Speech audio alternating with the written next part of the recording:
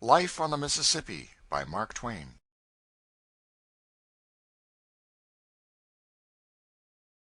Chapter 12. Sounding.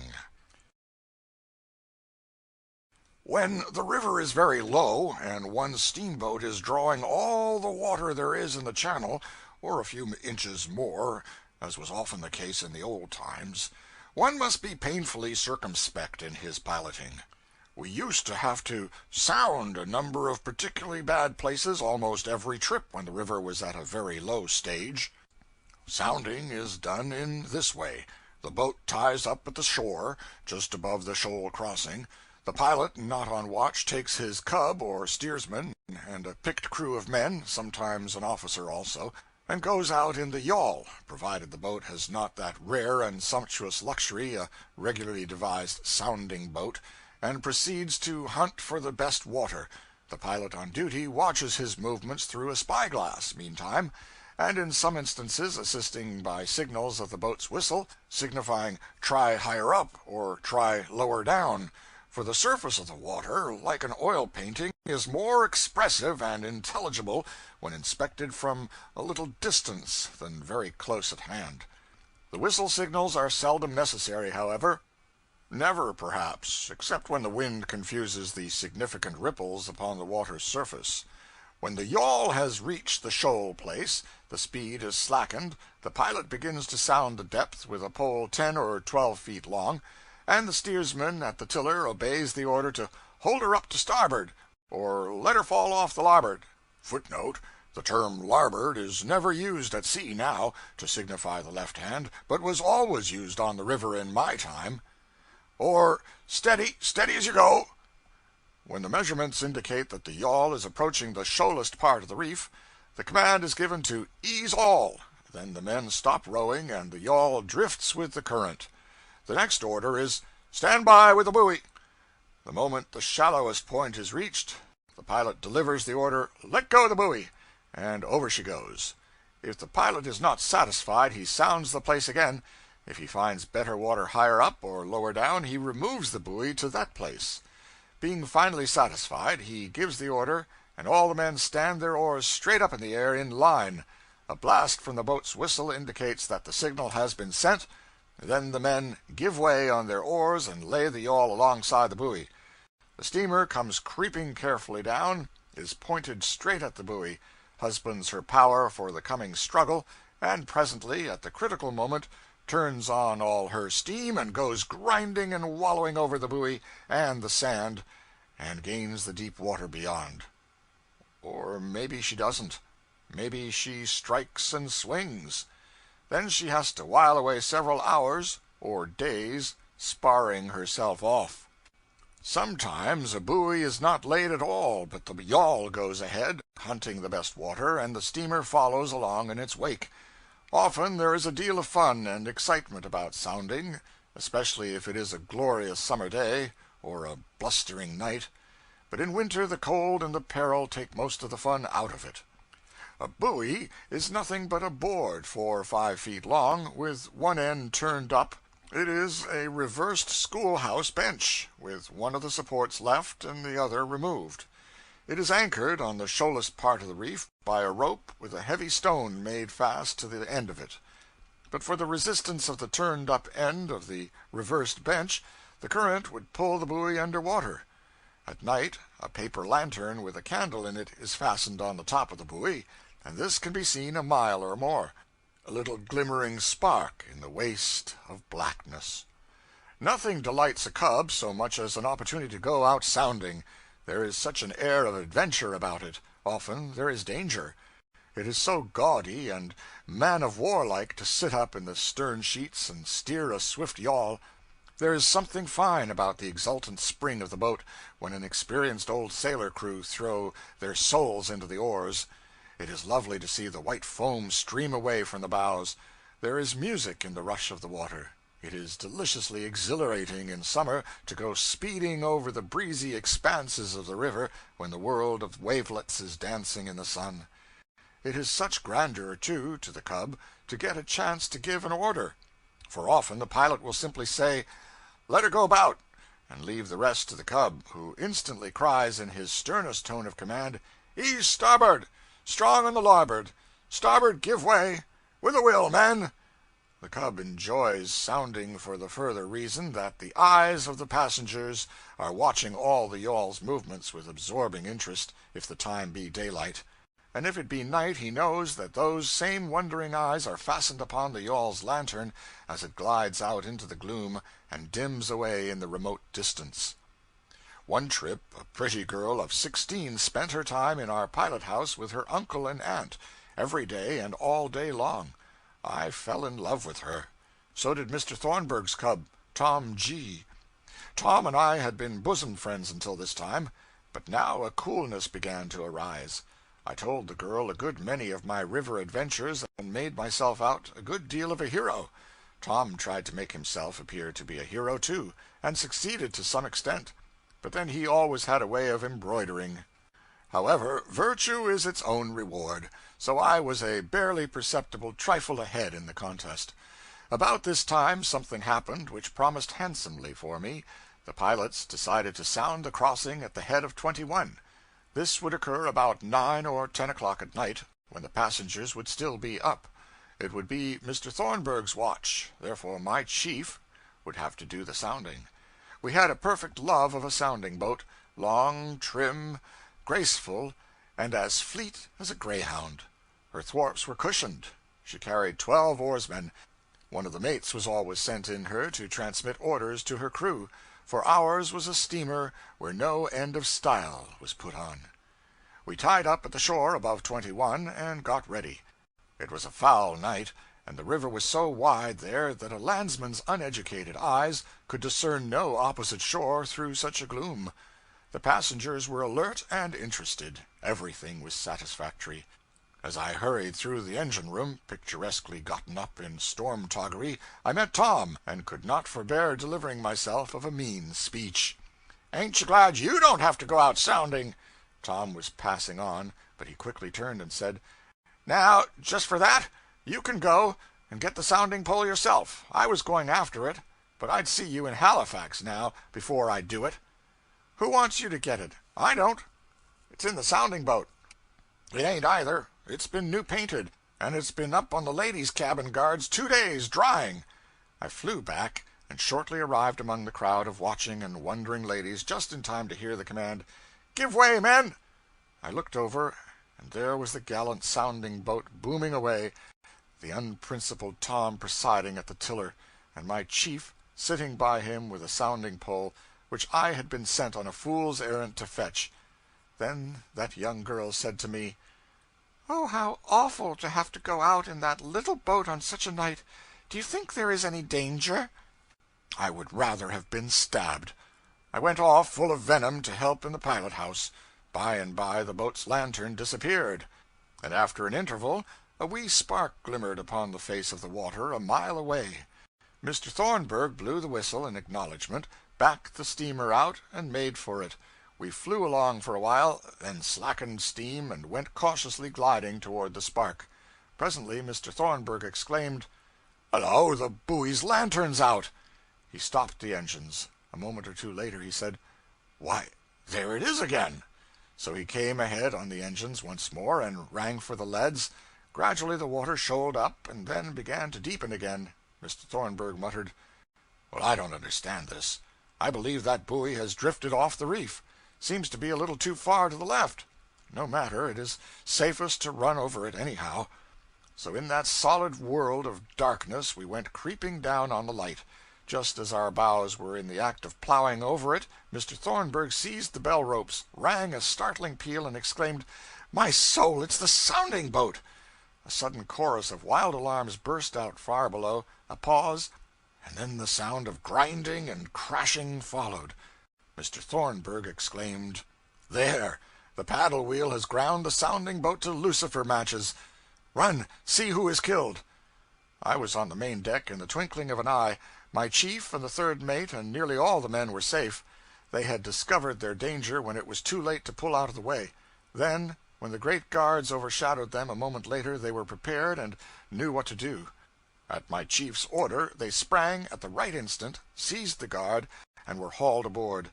The next moment the sounding yawl swept aft to the wheel and was struck and splintered to atoms.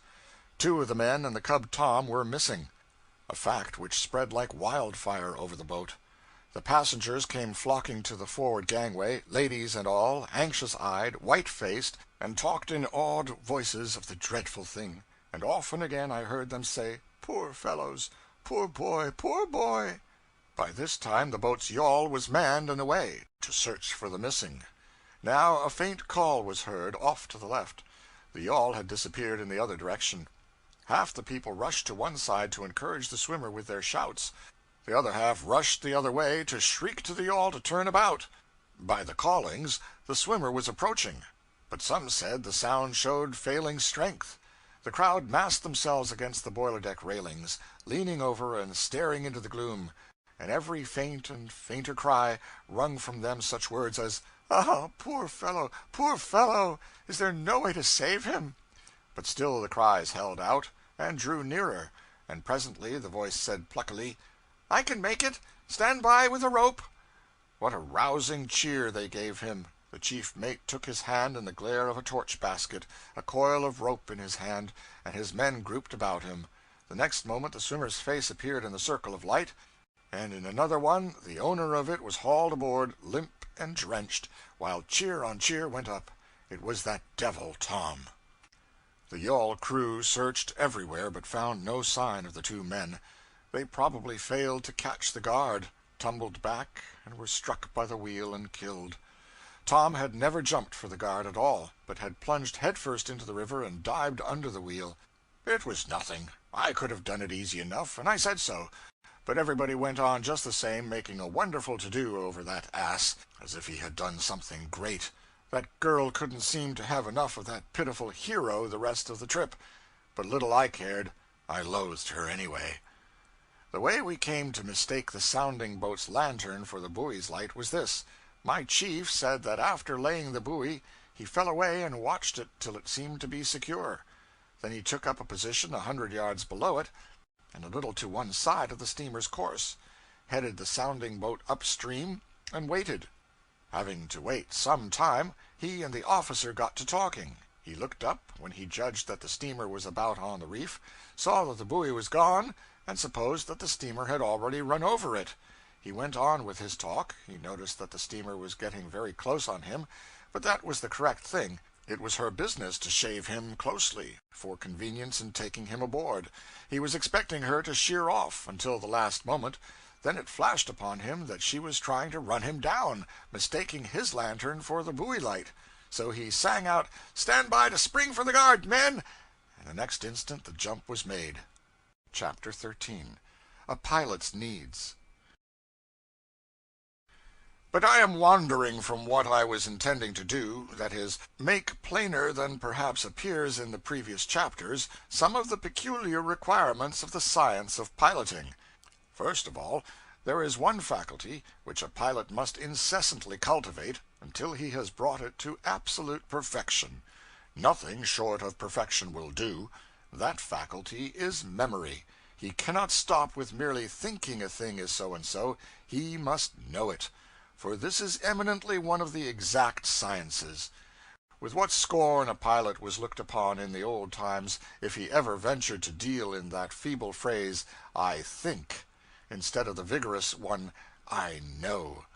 One cannot easily realize what a tremendous thing it is to know every trivial detail of 1,200 miles of river, and know it with absolute exactness. If you will take the longest street in New York, and travel up and down it, conning its features patiently until you know every house and window and door and lamp post and big and little sign by heart, and know them so accurately that you can instantly name the one you are abreast of when you are set down at random in that street in the middle of an inky black night, you will then have a tolerable notion of the amount and the exactness of a pilot's knowledge who carries the Mississippi River in his head. And then, if you will go on until you know every street crossing, the character, size, and position of the crossing stones, and the varying depth of mud in each of those numberless places, you will have some idea of what the pilot must know in order to keep a Mississippi steamer out of trouble. Next, if you will take half of the signs in that long street, and change their places once a month, and still manage to know their new positions accurately on dark nights, and keep up with these repeated changes without making any mistakes, you will understand what is required of a pilot's peerless memory of the fickle Mississippi. I think a pilot's memory is about the most wonderful thing in the world. To know the Old and New Testaments by heart, and be able to recite them glibly, forward or backward, or begin at random anywhere in the book and recite both ways, and never trip or make a mistake, is no extravagant mass of knowledge, and no marvelous facility compared to a pilot's massed knowledge of the Mississippi and his marvelous facility in the handling of it. I make this comparison deliberately, and believe I am not expanding the truth when I do it. Many will think my figure too strong, but pilots will not. And how easily and comfortably the pilot's memory does its work! How placidly effortless is its way! How unconsciously it lays up its vast stores, hour by hour, day by day, and never loses or mislays a single valuable package of them all. Take an instance. Let a leadsman cry, "Half Twain, half Twain, half Twain, half Twain, half Twain," until it become as monotonous as the ticking of a clock. Let conversation be going on all the time, and the pilot be doing his share of the talking, and no longer consciously listening to the leadsman, and in the midst of this endless string of half twains let a single "Quarter Twain" be interjected, without emphasis, and then the half twain cry go on again, just as before.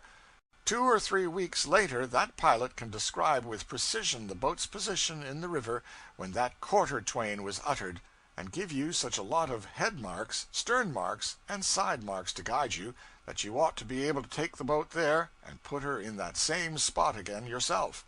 The cry of "Quarter Twain" did not really take his mind from his talk, but his trained faculties instantly photographed the bearings, noted the change of depth, and laid up the important details for future reference without requiring any assistance from him in the matter. If you were walking and talking with a friend, and another friend at your side kept up a monotonous repetition of the vowel sound A for a couple of blocks, and then in the midst interjected an R, thus R, etc., and gave the R no emphasis, you would not be able to state, 2 or 3 weeks afterward, that the R had been put in, nor be able to tell what objects you were passing at the moment it was done. But you could if your memory had been patiently and laboriously trained to do that sort of thing mechanically. Give a man a tolerably fair memory to start with, and piloting will develop it into a very colossus of capability, but only in the matters it is daily drilled in. A time would come when the man's faculties could not help noticing landmarks and soundings, and his memory could not help holding on to them with the grip of a vice. But if you asked that same man at noon what he had had for breakfast, it would be 10 chances to 1 that he could not tell you. Astonishing things can be done with the human memory, if you will devote it faithfully to one particular line of business. At the time that wages soared so high on the Missouri River, my chief, Mr. Bixby, went up there and learned more than 1,000 miles of that stream with an ease and rapidity that were astonishing. When he had seen each division once in the daytime and once at night, his education was so nearly complete that he took out a daylight license. A few trips later he took out a full license, and went to piloting day and night, and he ranked A1, too. Mr. Bixby placed me as a steersman for a while under a pilot whose feats of memory were a constant marvel to me. However, his memory was born in him, I think, not built. For instance, somebody would mention a name. Instantly Mr. Brown would break in, "Oh, I knew him. Sallow-faced, red-headed fellow, with a little scar on the side of his throat, like a splinter under the flesh. He was only in the Southern trade 6 months. That was 13 years ago. I made a trip with him. There was 5 feet in the upper river then. The Henry Blake grounded at the foot of Tower Island, drawing 4½ The George Elliot unshipped her rudder on the wreck of the Sunflower. Why, the Sunflower didn't sink till I know when she sunk.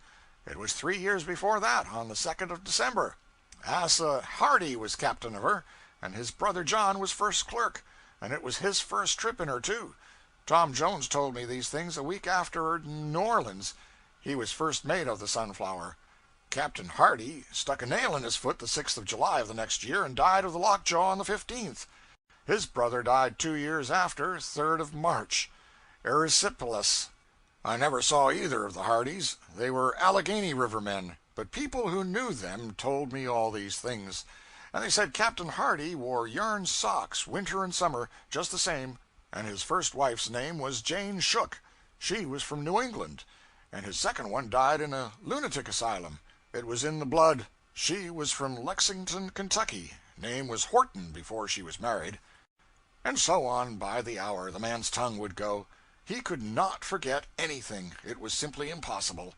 The most trivial details remained as distinct and luminous in his head after they had lain there for years as the most memorable events. His was not simply a pilot's memory. His grasp was universal. If he were talking about a trifling letter he had received 7 years before, he was pretty sure to deliver you the entire screed from memory.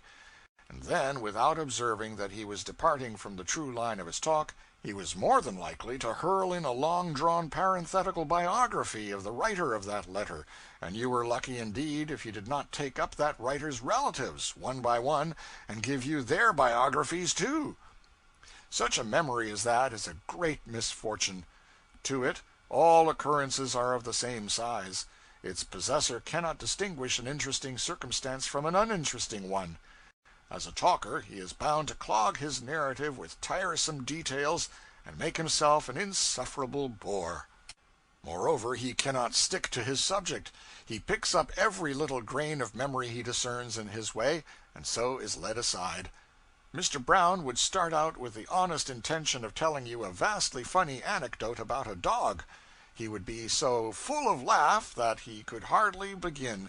Then his memory would start with the dog's breed and personal appearance, drift into the history of his owner, of his owner's family, with descriptions of weddings and burials that had occurred in it, together with recitals of congratulatory verses and obituary poetry provoked by the same.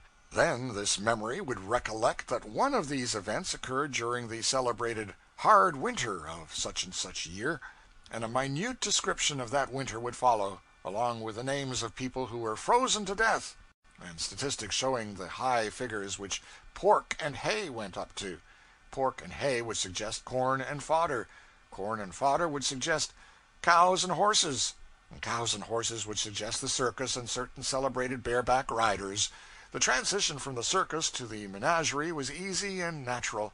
From the elephant to equatorial Africa was but a step. Then, of course, the heathen savages would suggest religion, and at the end of 3 or 4 hours' tedious jaw, the watch would change, and Brown would go out of the pilot-house muttering extracts from sermons he had heard years before about the efficacy of prayer as a means of grace, and the original first mention would be all you had learned about that dog, after all this waiting and hungering. A pilot must have a memory. But there are 2 higher qualities which he must also have. He must have good and quick judgment and decision, and a cool, calm courage that no peril can shake. Give a man the merest trifle of pluck to start with, and by the time he has become a pilot, he cannot be unmanned by any danger a steamboat can get into. But one cannot quite say the same for judgment. Judgment is a matter of brains, and a man must start with a good stock of that article, or he will never succeed as a pilot. The growth of courage in the pilot house is steady all the time, but it does not reach a high and satisfactory condition until some time after the young pilot has been standing his own watch, alone, and under the staggering weight of all the responsibilities connected with the position. When an apprentice has become pretty thoroughly acquainted with the river, he goes clattering along so fearlessly with his steamboat, night or day, that he presently begins to imagine that it is his courage that animates him. But the first time the pilot steps out and leaves him to his own devices, he finds out it was the other man's. He discovers that the article has been left out of his own cargo altogether. The whole river is bristling with exigencies in a moment.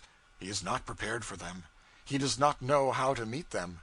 All his knowledge forsakes him, and within 15 minutes he is as white as a sheet, and scared almost to death. Therefore, pilots wisely train these cubs by various strategic tricks to look danger in the face a little more calmly. A favorite way of theirs is to play a friendly swindle upon the candidate. Mr. Bixby served me in this fashion once, and for years afterward I used to blush even in my sleep when I thought of it. I had become a good steersman, so good indeed that I had all the work to do on our watch, night and day. Mr. Bixby seldom made a suggestion to me. All he ever did was to take the wheel on particularly bad nights or in particularly bad crossings, land the boat when she needed to be landed, play gentleman of leisure 9/10 of the watch, and collect the wages. The lower river was about bank full, and if anybody had questioned my ability to run any crossing between Cairo and New Orleans without help or instruction, I should have felt irreparably hurt. The idea of being afraid of any crossing in the lot, in the daytime, was a thing too preposterous for contemplation. Well, one matchless summer day I was bowling down the bend above Island 66, brimful of self-conceit and carrying my nose as high as a giraffe's, when Mr. Bixby said, "I'm going below a while. I suppose you know the next crossing?" This was almost an affront. It was about the plainest and simplest crossing in the whole river. One couldn't come to any harm, whether he ran it right or not. And as for depth, there never had been any bottom there. I knew all this perfectly well. "Know how to run it? Why, I can run it with my eyes shut." "How much water is there in it?" "Well, that is an odd question. I couldn't get bottom there with a church steeple." "You think so, do you?" The very tone of the question shook my confidence. That was what Mr. Bixby was expecting. He left without saying anything more. I began to imagine all sorts of things. Mr. Bixby, unknown to me, of course, sent somebody down to the forecastle with some mysterious instructions to the leadsman. Another messenger was sent to whisper among the officers, and then Mr. Bixby went into hiding behind a smokestack where he could observe results. Presently the captain stepped out on the hurricane deck. Next the chief mate appeared. Then a clerk. Every moment or two a straggler was added to my audience, and before I got to the head of the island I had 15 or 20 people assembled down there under my nose. I began to wonder what the trouble was. As I started across, the captain glanced aloft at me and said, with a sham uneasiness in his voice, "Where is Mr. Bixby?" "Gone below, sir." But that did the business for me. My imagination began to construct dangers out of nothing, and they multiplied faster than I could keep the run of them. All at once I imagined I saw shoal water ahead. The wave of coward agony that surged through me then came near dislocating every joint in me. All my confidence in that crossing vanished. I seized the bell rope, dropped it, ashamed, seized it again, dropped it once more, clutched it tremblingly once again, and pulled it so feebly that I could hardly hear the stroke myself. Captain and mate sang out instantly, and both together, "Starboard lead there, and quick about it!" This was another shock. I began to climb the wheel like a squirrel, but I would hardly get the boat started to port before I would see new dangers on that side, and away I would spin to the other, only to find perils accumulating to starboard, and be crazy to get to port again. Then came the leadsman's sepulchre cry, "Deep four!" Deep four in a bottomless crossing! The terror of it took my breath away. "Mark 3! Mark 3! Quarter less 3! Half Twain!" This was frightful. I eased the bell ropes and stopped the engines. "Quarter Twain! Quarter Twain! Mark Twain!" I was helpless. I did not know what in the world to do. I was quaking from head to foot, and I could have hung my hat on my eyes, they stuck out so far. "Quarter less Twain! 9 1/2!" We were drawing 9! My hands were in a nerveless flutter. I could not ring a bell intelligibly with them. I flew to the speaking tube and shouted to the engineer, "Oh, Ben, if you love me, back her! Quick, Ben! Oh, back the immortal soul out of her!" I heard the door close gently. I looked around, and there stood Mr. Bixby, smiling a bland, sweet smile. Then the audience on the hurricane deck sent up a thundergust of humiliating laughter. I saw it all now, and I felt meaner than the meanest man in human history. I laid in the lead, set the boat in her marks, came ahead on the engines, and said, It was a fine trick to play on an orphan, wasn't it?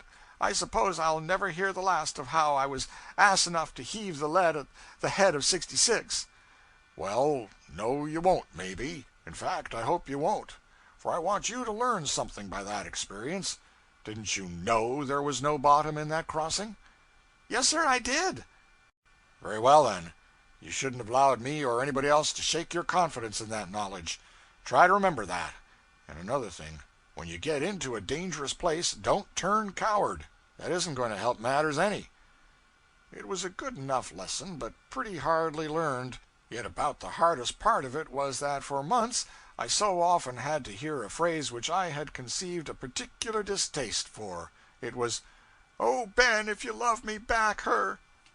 Chapter 14. Rank and Dignity of Piloting. In my preceding chapters I have tried, by going into the minutiae of the science of piloting, to carry the reader step by step to a comprehension of what the science consists of, and at the same time I have tried to show him that it is a very curious and wonderful science too, and very worthy of his attention. If I have seemed to love my subject, it is no surprising thing, for I have loved the profession far better than any I have followed since, and I took a measureless pride in it. The reason is plain. A pilot, in those days, was the only unfettered and entirely independent human being that lived in the earth. Kings are but the hampered servants of Parliament and people. Parliaments sit in chains forged by their constituency. The editor of a newspaper cannot be independent, but must work with one hand tied behind him by party and patrons, and be content to utter only half or two-thirds of his mind. No clergyman is a free man, and may speak the whole truth, regardless of his parish's opinions. Writers of all kinds are manacled servants of the public. We write frankly and fearlessly, but then we modify before we print. In truth, every man and woman and child has a master, and worries and frets in servitude. But in the day I write of, the Mississippi pilot had none. The captain could stand upon the hurricane deck, in the pomp of a very brief authority, and give him 5 or 6 orders while the vessel backed into the stream, and then that skipper's reign was over. The moment that the boat was under way in the river, she was under the sole and unquestioned control of the pilot. He could do with her exactly as he pleased, run her when and whither he chose, and tie her up to the bank whenever his judgment said that that course was best. His movements were entirely free. He consulted no one, he received commands from nobody, he promptly resented even the merest suggestions. Indeed, the law of the United States forbade him to listen to commands or suggestions, rightly considering that the pilot necessarily knew better how to handle the boat than anybody could tell him. So here was the novelty of a king without a keeper, an absolute monarch who was absolute in sober truth and not by a fiction of words. I have seen a boy of 18 taking a great steamer serenely into what seemed almost certain destruction, and the aged captain standing mutely by, filled with apprehension, but powerless to interfere. His interference, in that particular instance, might have been an excellent thing, but to permit it would have been to establish a most pernicious precedent. It will easily be guessed, considering the pilot's boundless authority, that he was a great personage in the old steamboating days. He was treated with marked courtesy by the captain, and with marked deference by all the officers and servants; and this deferential spirit was quickly communicated to the passengers, too. I think pilots were about the only people I ever knew who failed to show, in some degree, embarrassment in the presence of traveling foreign princes. But then, people in one's own grade of life are not usually embarrassing objects. By long habit, pilots came to put all their wishes in the form of commands. It gravels me to this day to put my will in the weak shape of a request, instead of launching it in the crisp language of an order. In those old days, to load a steamboat at St. Louis, take her to New Orleans and back, and discharge cargo, consumed about 25 days on an average. 7 or 8 of these days the boat spent at the wharves of St. Louis and New Orleans, and every soul on board was hard at work except the 2 pilots. They did nothing but play gentlemen up town, and received the same wages for it as if they had been on duty. The moment the boat touched the wharf at either city, they were ashore, and they were not likely to be seen again till the last bell was ringing and everything in readiness for another voyage. When a captain got hold of a pilot of particularly high reputation, he took pains to keep him. When wages were $400 a month on the upper Mississippi, I have known a captain to keep such a pilot in idleness under full pay 3 months at a time, while the river was frozen up. And one must remember that in those cheap times $400 was a salary of almost inconceivable splendor. Few men on shore got such pay as that, and when they did, they were mightily looked up to. When pilots from either end of the river wandered into our small Missouri village, they were sought by the best and the fairest, and treated with exalted respect. Lying in port under wages was a thing which many pilots greatly enjoyed and appreciated, especially if they belonged in the Missouri River in the heyday of that trade, Kansas times, and got $900 a trip, which was equivalent to about $1,800 a month. Here is a conversation of that day. A chap out of the Illinois River with a little stern-wheel tub accosts a couple of ornate and gilded Missouri River pilots. "Gentlemen, I've got a pretty good trip for the up country, and shall want you about a month. How much will it be?" $1,800 apiece." "Heavens and earth! You take my boat, let me have your wages, and I'll divide." I will remark, in passing, that Mississippi steamboatmen were important in landsmen's eyes, and in their own, too, in a degree, according to the dignity of the boat they were on. For instance, it was a proud thing to be of the crew of such stately craft as the Alex Scott or the Grand Turk. Negro firemen, deck hands, and barbers belonging to those boats were distinguished personages in their grade of life, and they were well aware of that fact, too. A stalwart darky once gave offense at a negro ball in New Orleans by putting on a good many airs. Finally, one of the managers bustled up to him and said, "Who is you, anyway? Who is you? That's what I want to know." The offender was not disconcerted in the least, but swelled himself up and threw that into his voice which showed that he knew he was not putting on all those airs on a stinted capital. "Who is I? Who is I? I let you know mighty quick who I is. I want you niggers to understand that I fires de middle door [Footnote: Door.] on de Alex Scott." That was sufficient. The barber of the Grand Turk was a spruce young negro, who aired his importance with balmy complacency, and was greatly courted by the circle in which he moved. The young colored population of New Orleans were much given to flirting at twilight on the banquettes of the back streets.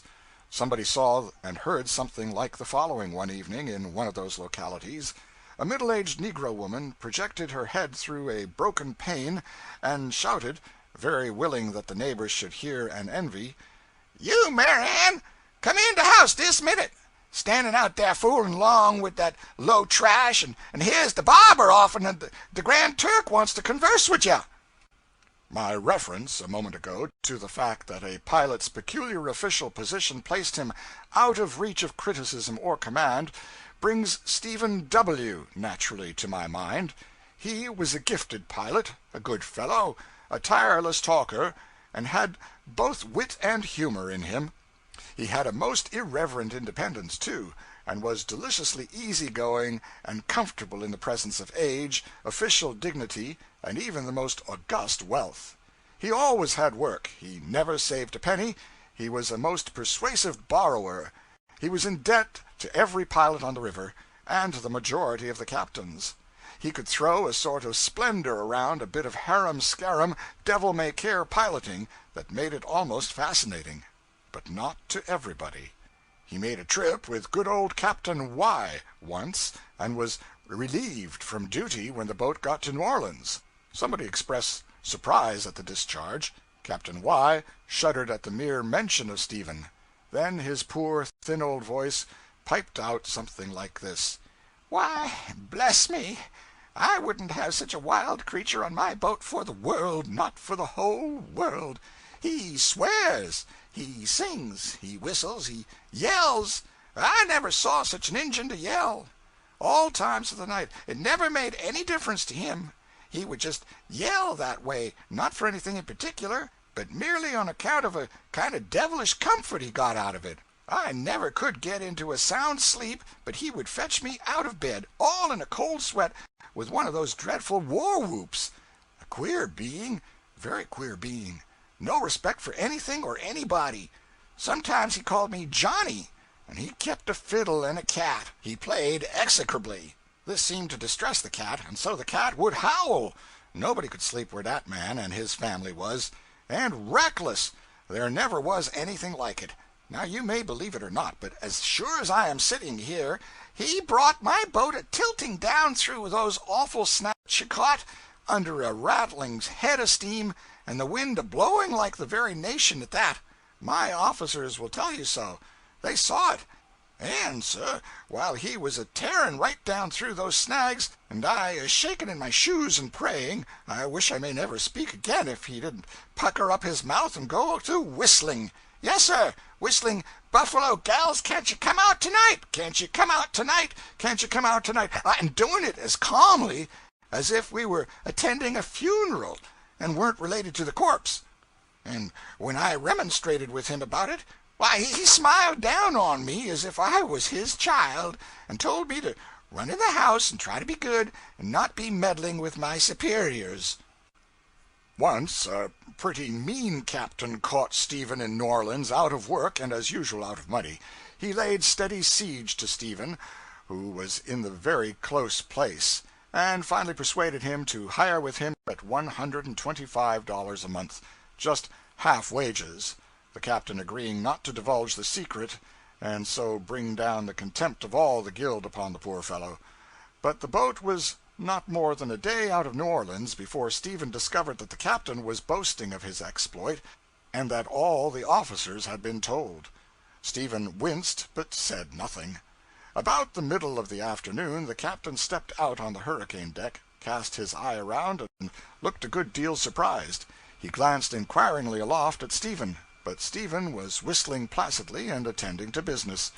The captain stood around a while in evident discomfort, and once or twice seemed about to make a suggestion, but the etiquette of the river taught him to avoid that sort of rashness, and so he managed to hold his peace.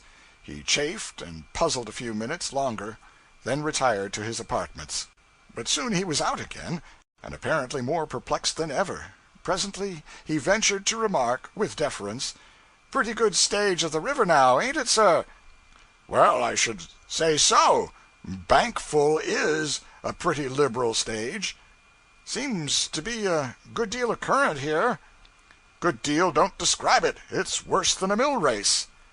"Isn't it easier in toward shore than it is out here in the middle?" "Yes, I reckon it is. But a body can't be too careful with a steamboat. It's pretty safe out here. Can't strike any bottom here. You can depend on that." The captain departed, looking rueful enough. At this rate, he would probably die of old age before his boat got to St. Louis. Next day he appeared on deck and again found Stephen faithfully standing up the middle of the river, fighting the whole vast force of the Mississippi, and whistling the same placid tune. This thing was becoming serious. In by the shore was a slower boat clipping along in the easy water and gaining steadily. She began to make for an island chute. Stephen stuck to the middle of the river. Speech was wrung from the captain. He said, "Mr. W., don't that chute cut off a good deal of distance?" "Well, I think it does, but I don't know." "Don't know? Well, isn't there water enough in it now to go through?" "I expect there is, but I am not certain." "Upon my word, this is odd. Why, those pilots on that boat yonder are going to try it.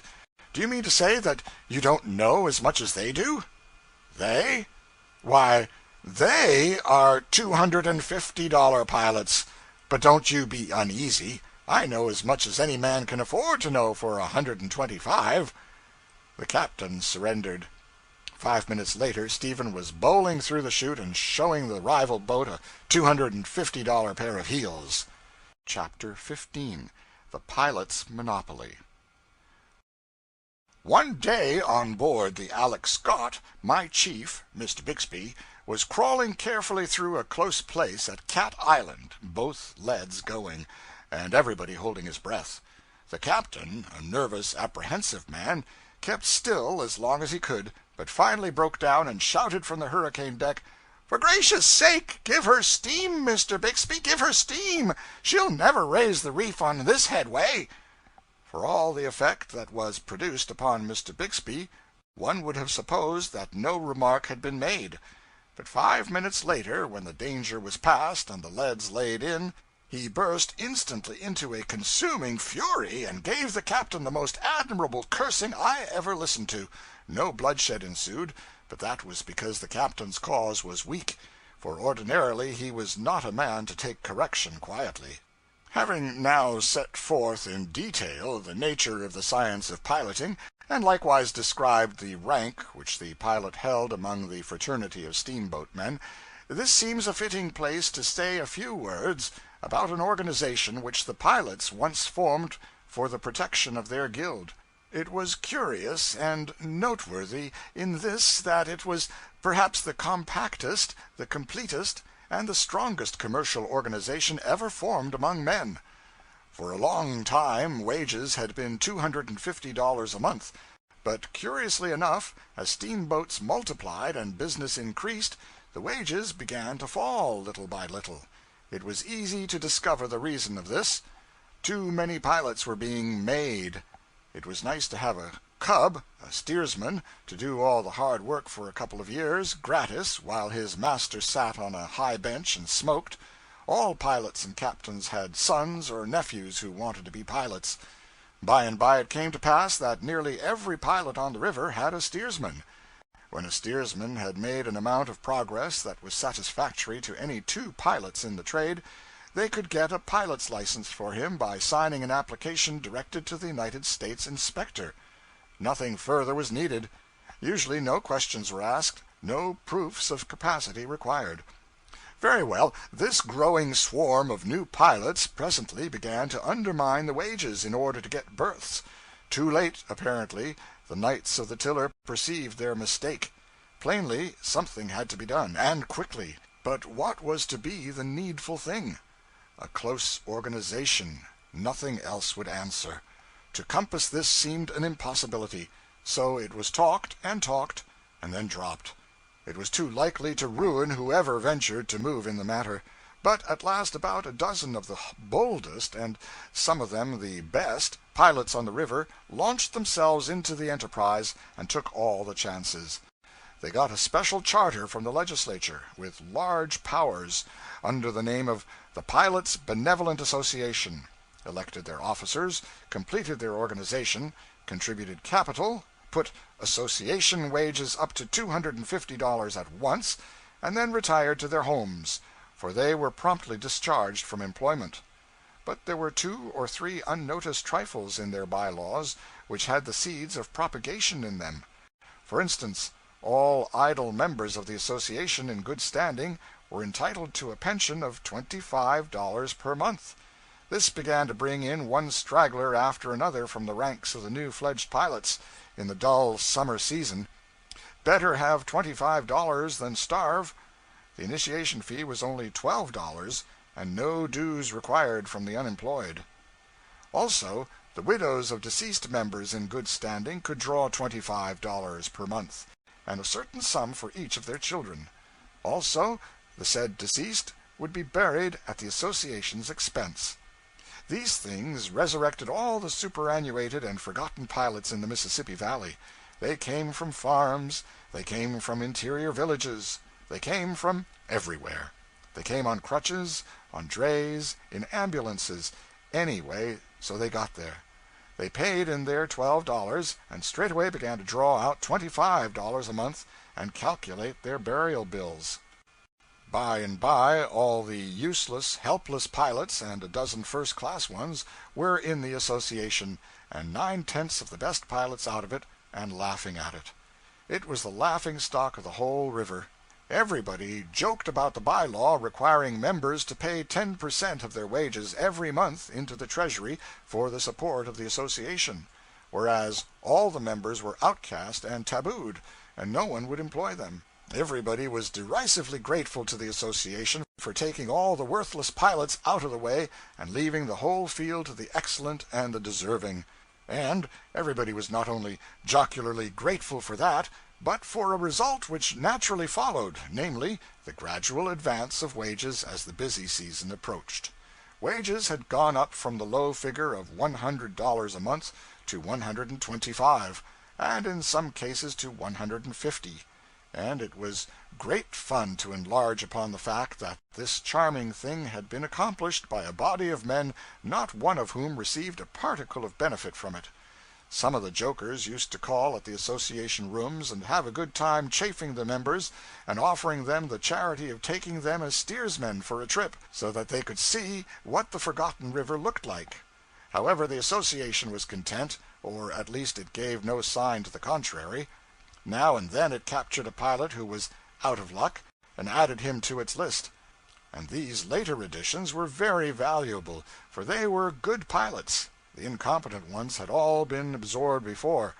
As business freshened, wages climbed gradually up to $250, the association figure, and became firmly fixed there, and still without benefiting a member of that body, for no member was hired. The hilarity at the association's expense burst all bounds now. There was no end to the fun which that poor martyr had to put up with. However, it is a long lane that has no turning. Winter approached.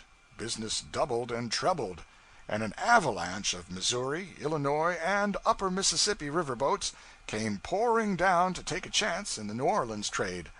All of a sudden, pilots were in great demand and were correspondingly scarce. The time for revenge was come. It was a bitter pill to have to accept association pilots at last, yet captains and owners agreed that there was no other way. But none of these outcasts offered. So there was a still bitterer pill to be swallowed. They must be sought out and asked for their services. Captain Blank was the first man who found it necessary to take the dose, and he had been the loudest derider of the organization. He hunted up one of the best of the association pilots and said, "Well, you boys have rather got the best of us for a little while, so I'll give in with as good a grace as I can. I've come to hire you. Get your trunk aboard right away. I want to leave at 12 o'clock.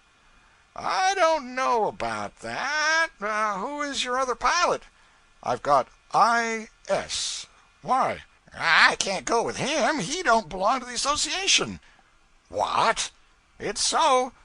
Do you mean to tell me that you won't turn a wheel with one of the very best and oldest pilots on the river because he don't belong to your association?" "Yes, I do." "Well, if this isn't putting on airs, I supposed I was doing you a benevolence, but I begin to think that I am the party that wants a favor done. Are you acting under a law of the concern?" "Yes." "Show it to me." So they stepped into the association rooms, and the secretary soon satisfied the captain, who said, "Well, what am I to do? I have hired Mr. S. for the entire season." "I will provide for you," said the secretary. "I will detail a pilot to go with you, and he shall be on board at 12 o'clock." "But if I discharge S., he will come on me for the whole season's wages." "Of course, that is a matter between you and Mr. S., Captain. We cannot meddle in your private affairs." The captain stormed, but to no purpose. In the end he had to discharge S., pay him about $1,000, and take an association pilot in his place. The laugh was beginning to turn the other way now. Every day, thenceforward, a new victim fell. Every day some outraged captain discharged a non-association pet with tears and profanity, and installed a hated association man in his berth. In a very little while idle non-associationists began to be pretty plenty, brisk as business was, and much as their services were desired. The laugh was shifting to the other side of their mouths most palpably.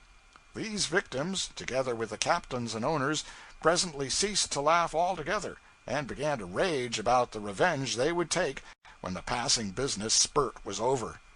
Soon all the laughers that were left were the owners and the crews of boats that had two non-association pilots. But their triumph was not very long lived, for this reason. It was a rigid rule of the association that its members should never, under any circumstances whatever, give information about the channel to any outsider. By this time about half the boats had none but association pilots, and the other half had none but outsiders. At the first glance one would suppose that when it came to forbidding information about the river, these two parties could play equally at that game, but this was not so. At every good-sized town, from one end of the river to the other, there was a wharf boat to land at, instead of a wharf or a pier. Freight was stored in it for transportation. Waiting passengers slept in its cabins. Upon each of these wharf boats the association's officers placed a strong box fastened with a peculiar lock which was used in no other service but one, the United States mail service. It was the letter bag lock, a sacred governmental thing. By dint of much beseeching, the government had been persuaded to allow the association to use this lock. Every association man carried a key which would open these boxes. That key, or rather a peculiar way of holding it in the hand when its owner was asked for river information by a stranger, for the success of the St. Louis and New Orleans Association had now bred tolerably thriving branches in a dozen neighboring steamboat trades, was the association man's sign and diploma of membership, and if the stranger did not respond by producing a similar key and holding it in a certain manner duly prescribed, his question was politely ignored. From the association secretary each member received a package of more or less gorgeous blanks, printed like a bill-head, on handsome paper, properly ruled in columns. A bill-head worded something like this: Steamer Great Republic, John Smith, master. Pilots, John Jones and Thomas Brown. Crossings, soundings, marks, remarks. These blanks were filled up day by day as the voyage progressed, and deposited in the several wharf boat boxes. For instance, as soon as the first crossing out from St. Louis was completed, the items would be entered upon the blank under the appropriate headings, thus: St. Louis, 9½ feet. Stern on courthouse, head on dead cottonwood above woodyard until you raise the first reef, then pull up square. Then under head of remarks, go just outside the wrecks. This is important. New snag just where you straighten down. Go above it. The pilot who deposited that blank in the Cairo box, after adding to it the details of every crossing all the way down from St. Louis, took out and read half a dozen fresh reports from upward-bound steamers. Concerning the river between Cairo and Memphis, posted himself thoroughly, returned them to the box, and went back aboard his boat again, so armed against accident that he could not possibly get his boat into trouble without bringing the most ingenious carelessness to his aid. Imagine the benefits of so admirable a system in a piece of river 12 or 1300 miles long, whose channel was shifting every day. The pilot, who had formerly been obliged to put up with seeing a shoal place once or possibly twice a month, had 100 sharp eyes to watch it for him now, and bushels of intelligent brains to tell him how to run it. His information about it was seldom 24 hours old. If the reports in the last box chanced to leave any misgivings on his mind concerning a treacherous crossing, he had his remedy. He blew his steam whistle in a peculiar way as soon as he saw a boat approaching. The signal was answered in a peculiar way, if that boat's pilots were association men. And then the two steamers ranged alongside, and all uncertainties were swept away by fresh information furnished to the inquirer by word of mouth and in minute detail. The first thing a pilot did when he reached New Orleans or St. Louis was to take his final and elaborate report to the association parlors and hang it up there, after which he was free to visit his family. In these parlors a crowd was always gathered together, discussing changes in the channel, and the moment there was a fresh arrival, everybody stopped talking till this witness had told the newest news and settled the latest uncertainty. Other craftsmen can sink the shop sometimes and interest themselves in other matters. Not so with a pilot. He must devote himself wholly to his profession and talk of nothing else, for it would be small gain to be perfect one day and imperfect the next. He has no time or words to waste if he would keep posted. But the outsiders had a hard time of it. No particular place to meet and exchange information. No wharf boat reports. None but chance and unsatisfactory ways of getting news. The consequence was that a man sometimes had to run 500 miles of river on information that was a week or 10 days old. At a fair stage of the river that might have answered, but when the dead low water came, it was destructive.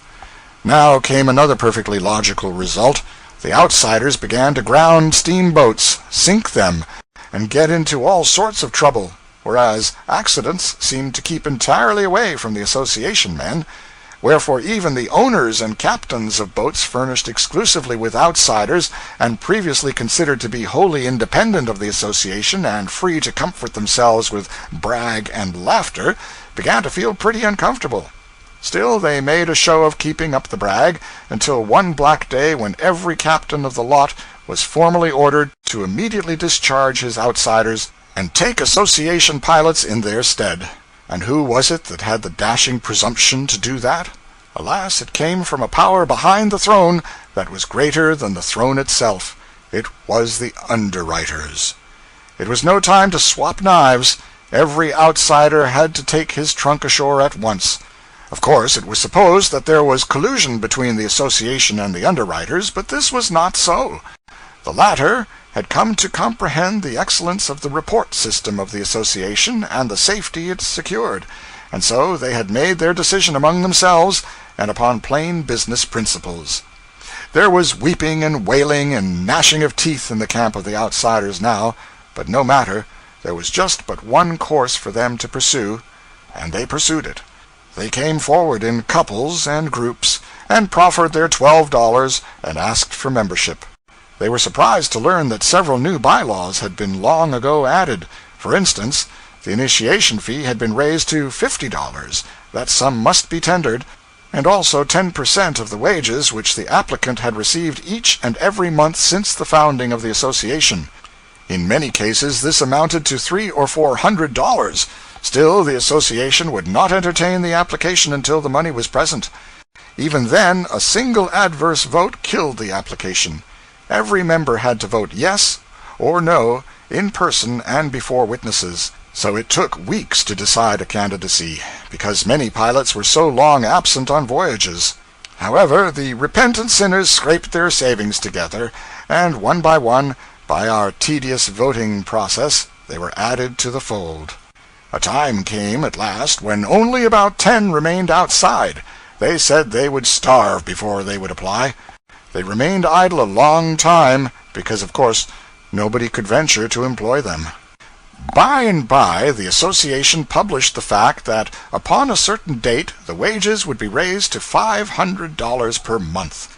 All the branch associations had grown strong now, and the Red River one had advanced wages to $700 a month. Reluctantly, the 10 outsiders yielded, in view of these things, and made application. There was another new bylaw by this time which required them to pay dues not only on all the wages they had received since the association was born, but also on what they would have received if they had continued at work up to the time of their application, instead of going off to pout in idleness. It turned out to be a difficult matter to elect them, but it was accomplished at last. The most virulent sinner of this batch had stayed out and allowed dues to accumulate against him so long that he had to send in $625 with his application. The association had a good bank account now, and was very strong. There was no longer an outsider.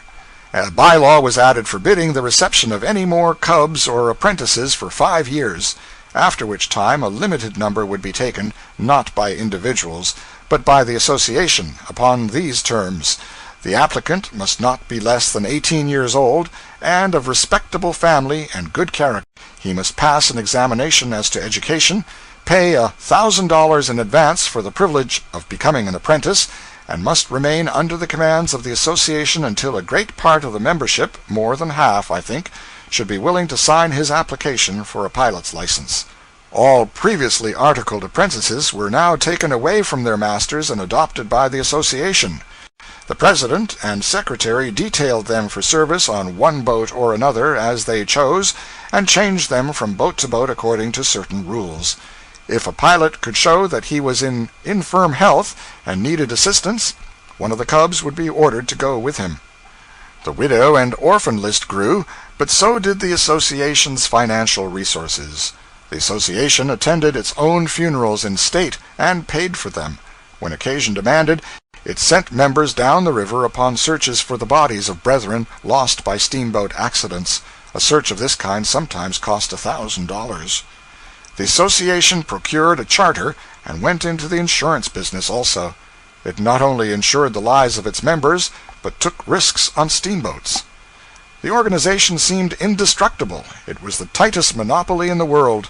By the United States law, no man could become a pilot unless 2 duly licensed pilots signed his application, and now there was nobody outside of the association competent to sign. Consequently, the making of pilots was at an end. Every year some would die, and others would become incapacitated by age and infirmity. There would be no new ones to take their places. In time, the association could put wages up to any figure it chose, and as long as it should be wise enough not to carry the thing too far and provoke the national government into amending the licensing system, steamboat owners would have to submit, since there would be no help for it. The owners and captains were the only obstruction that lay between the association and absolute power, and at last this one was removed. Incredible as it may seem, the owners and captains deliberately did it themselves.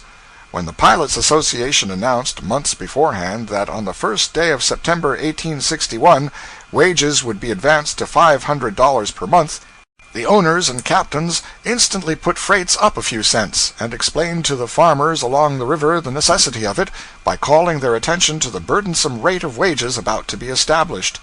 It was a rather slender argument, but the farmers did not seem to detect it.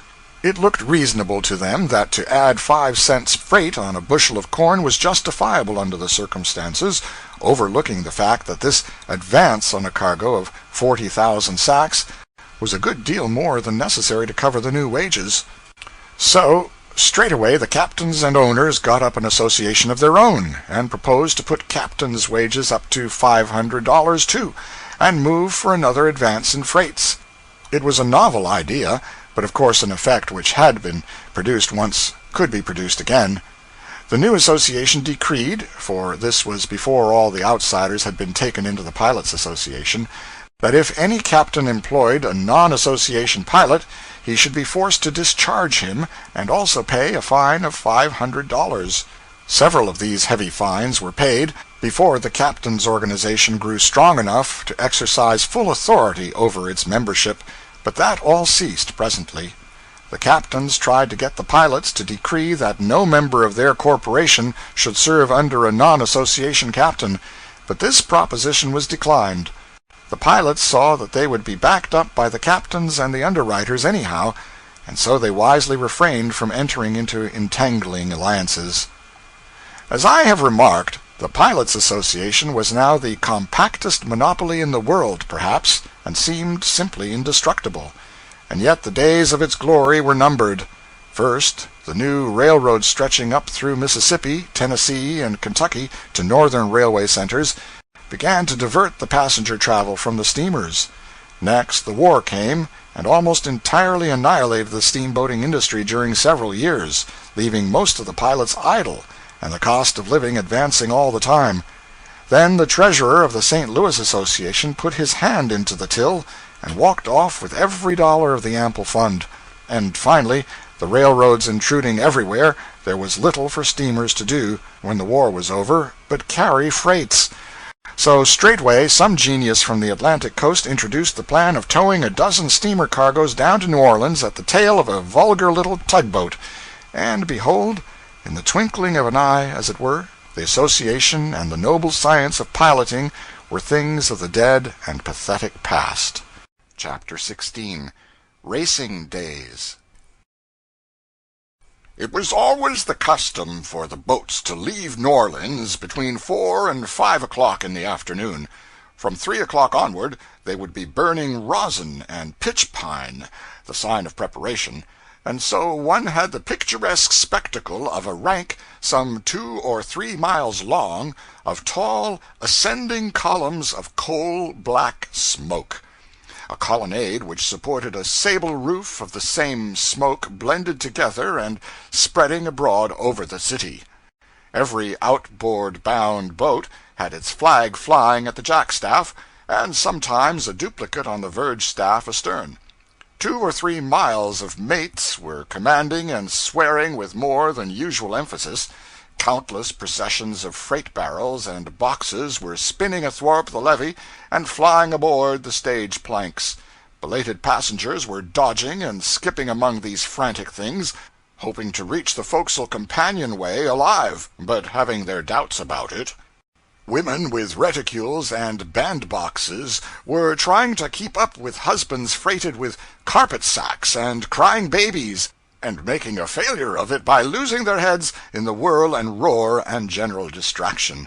Drays and baggage vans were clattering hither and thither in a wild hurry, every now and then getting blocked and jammed together, and then during 10 seconds one could not see them for the profanity, except vaguely and dimly. Every windlass connected with every forehatch, from one end of that long array of steamboats to the other, was keeping up a deafening whiz and whir, lowering freight into the hold, and the half-naked crews of perspiring negroes that worked them were roaring such songs as "De last sack, de last sack," inspired to unimaginable exultation by the chaos of turmoil and racket that was driving everybody else mad. By this time the hurricane and boiler decks of the steamers would be packed and black with passengers. The last bells would begin to clang, all down the line, and then the powwow seemed to double. In a moment or two the final warning came, a simultaneous din of Chinese gongs with the cry, "All that ain't going, please to get ashore!" And behold, the powwow quadrupled. People came swarming ashore, overturning excited stragglers that were trying to swarm aboard. One more moment later a long array of stage planks was being hauled in, each with its customary latest passenger clinging to the end of it with teeth, nails, and everything else, and the customary latest procrastinator making a wild spring shoreward over his head. Now a number of the boats slide backward into the stream, leaving wide gaps in the serried rank of steamers. Citizens crowd the decks of boats that are not to go, in order to see the sight. Steamer after steamer straightens herself up, gathers all her strength, and presently comes swinging by under a tremendous head of steam, with flag flying, black smoke rolling, and her entire crew of firemen and deckhands, usually swarthy negroes, massed together on the forecastle. The best voice in the lot towering from the midst, being mounted on the capstan, waving his hat or a flag, and all roaring a mighty chorus, while the parting cannons boom, and the multitudinous spectators swing their hats and huzza! Steamer after steamer falls into line, and the stately procession goes winging its flight up the river. In the old times, whenever 2 fast boats started out on a race, with a big crowd of people looking on, it was inspiring to hear the crews sing, especially if the time were nightfall and the forecastle lit up with the red glare of the torch baskets. Racing was royal fun. The public always had an idea that racing was dangerous, whereas the opposite was the case, that is, after the laws were passed which restricted each boat to just so many pounds of steam to the square inch. No engineer was ever sleepy or careless when his heart was in a race. He was constantly on the alert, trying gauge cocks and watching things. The dangerous place was on slow, plodding boats, where the engineers drowsed around and allowed chips to get into the doctor and shut off the water supply from the boilers. In the flush times of steamboating, a race between 2 notoriously fleet steamers was an event of vast importance. The date was set for it several weeks in advance, and from that time forward the whole Mississippi Valley was in a state of consuming excitement. Politics and the weather were dropped, and people talked only of the coming race. As the time approached, the 2 steamers stripped and got ready. Every encumbrance that added weight or exposed a resisting surface to wind or water was removed, if the boat could possibly do without it. The spars, and sometimes even their supporting derricks, were sent ashore, and no means left to set the boat afloat in case she got aground. When the Eclipse and the A.L. Shotwell ran their great race many years ago, it was said that pains were taken to scrape the gilding off the fanciful device which hung between the Eclipse's chimneys, and that for that one trip the captain left off his kid gloves and had his head shaved. But I always doubted these things. If the boat was known to make her best speed when drawing 5½ feet forward and 5 feet aft, she was carefully loaded to that exact figure. She wouldn't enter a dose of homeopathic pills on her manifest after that. Hardly any passengers were taken, because they not only add weight, but they never will trim boat. They always run to the side when there is anything to see, whereas a conscientious and experienced steamboatman would stick to the center of the boat and part his hair in the middle with a spirit level. No way freights and no way passengers were allowed, for the racers would stop only at the largest towns, and then it would be only touch and go. Coal flats and wood flats were contracted for beforehand, and these were kept ready to hitch on to the flying steamers at a moment's warning. Double crews were carried, so that all work could be quickly done. The chosen date being come, and all things in readiness, the two great steamers back into the stream, there jockeying a moment, and apparently watching each other's slightest movement, like sentient creatures. Flags drooping, the pent steam shrieking through safety valves, the black smoke rolling and tumbling from the chimneys and darkening all the air. People everywhere. The shores, the housetops, the steamboats, the ships, are packed with them, and you know that the borders of the broad Mississippi are going to be fringed with humanity thence northward 1,200 miles to welcome these racers. Presently, tall columns of steam burst forth from the scape pipes of both steamers, 2 guns boom a good-bye, 2 red-shirted heroes, mounted on capstans, wave their small flags above the massed crews on the forecastles, 2 plaintive solos linger on the air a few waiting seconds, 2 mighty choruses burst forth, and here they come. Brass bands bray Hail Columbia, huzzah after huzzah thunders from the shores, and the stately creatures go whistling by like the wind. Those boats will never halt a moment between New Orleans and St. Louis, except for a second or two at large towns, or to hitch 30-cord wood boats alongside. You should be on board when they take a couple of those wood boats in tow and turn a swarm of men into each. By the time you have wiped your glasses and put them on, you will be wondering what has become of that wood. 2 nicely matched steamers will stay in sight of each other day after day.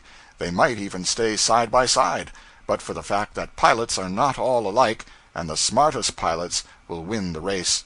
If one of the boats has a lightning pilot whose partner is a trifle his inferior, you can tell which one is on watch by noting whether that boat has gained ground or lost some during each 4-hour stretch. The shrewdest pilot can delay a boat if he has not a fine genius for steering. Steering is a very high art. One must not keep a rudder dragging across a boat's stern if he wants to get up the river fast. There is a great difference in boats, of course.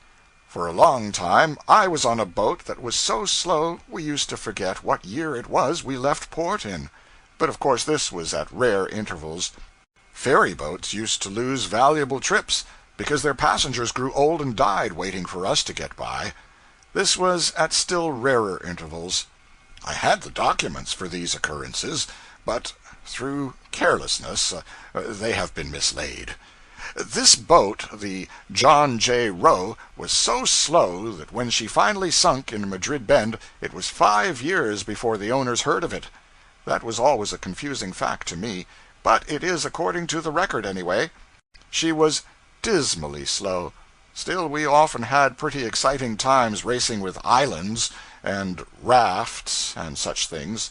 One trip, however, we did rather well. We went to St. Louis in 16 days. But even at this rattling gait I think we changed watches 3 times in Fort Adams Reach, which is 5 miles long. A reach is a piece of straight river, and of course the current drives through such a place in a pretty lively way. That trip we went to Grand Gulf from New Orleans in 4 days, 340 miles. The Eclipse and Shotwell did it in one. We were 9 days out in the Chute of 63, 700 miles. The Eclipse and Shotwell went there in 2 days. Something over a generation ago, a boat called the J.M. White went from New Orleans to Cairo in 3 days, 6 hours, and 44 minutes. In 1853, the Eclipse made the same trip in 3 days, 3 hours, and 20 minutes. Footnote: time disputed. Some authorities add 1 hour and 16 minutes to this. In 1870, the R.E. Lee did it in 3 days and 1 hour. This last is called the fastest trip on record. I will try to show that it was not. For this reason: the distance between New Orleans and Cairo, when the J.M. White ran it, was about 1,106 miles.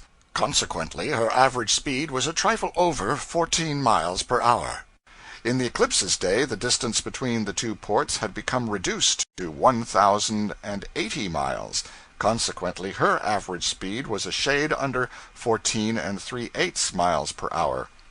In the R.E. Lee's time, the distance had diminished to about 1,030 miles. Consequently, her average was about 14 1/8 mile per hour.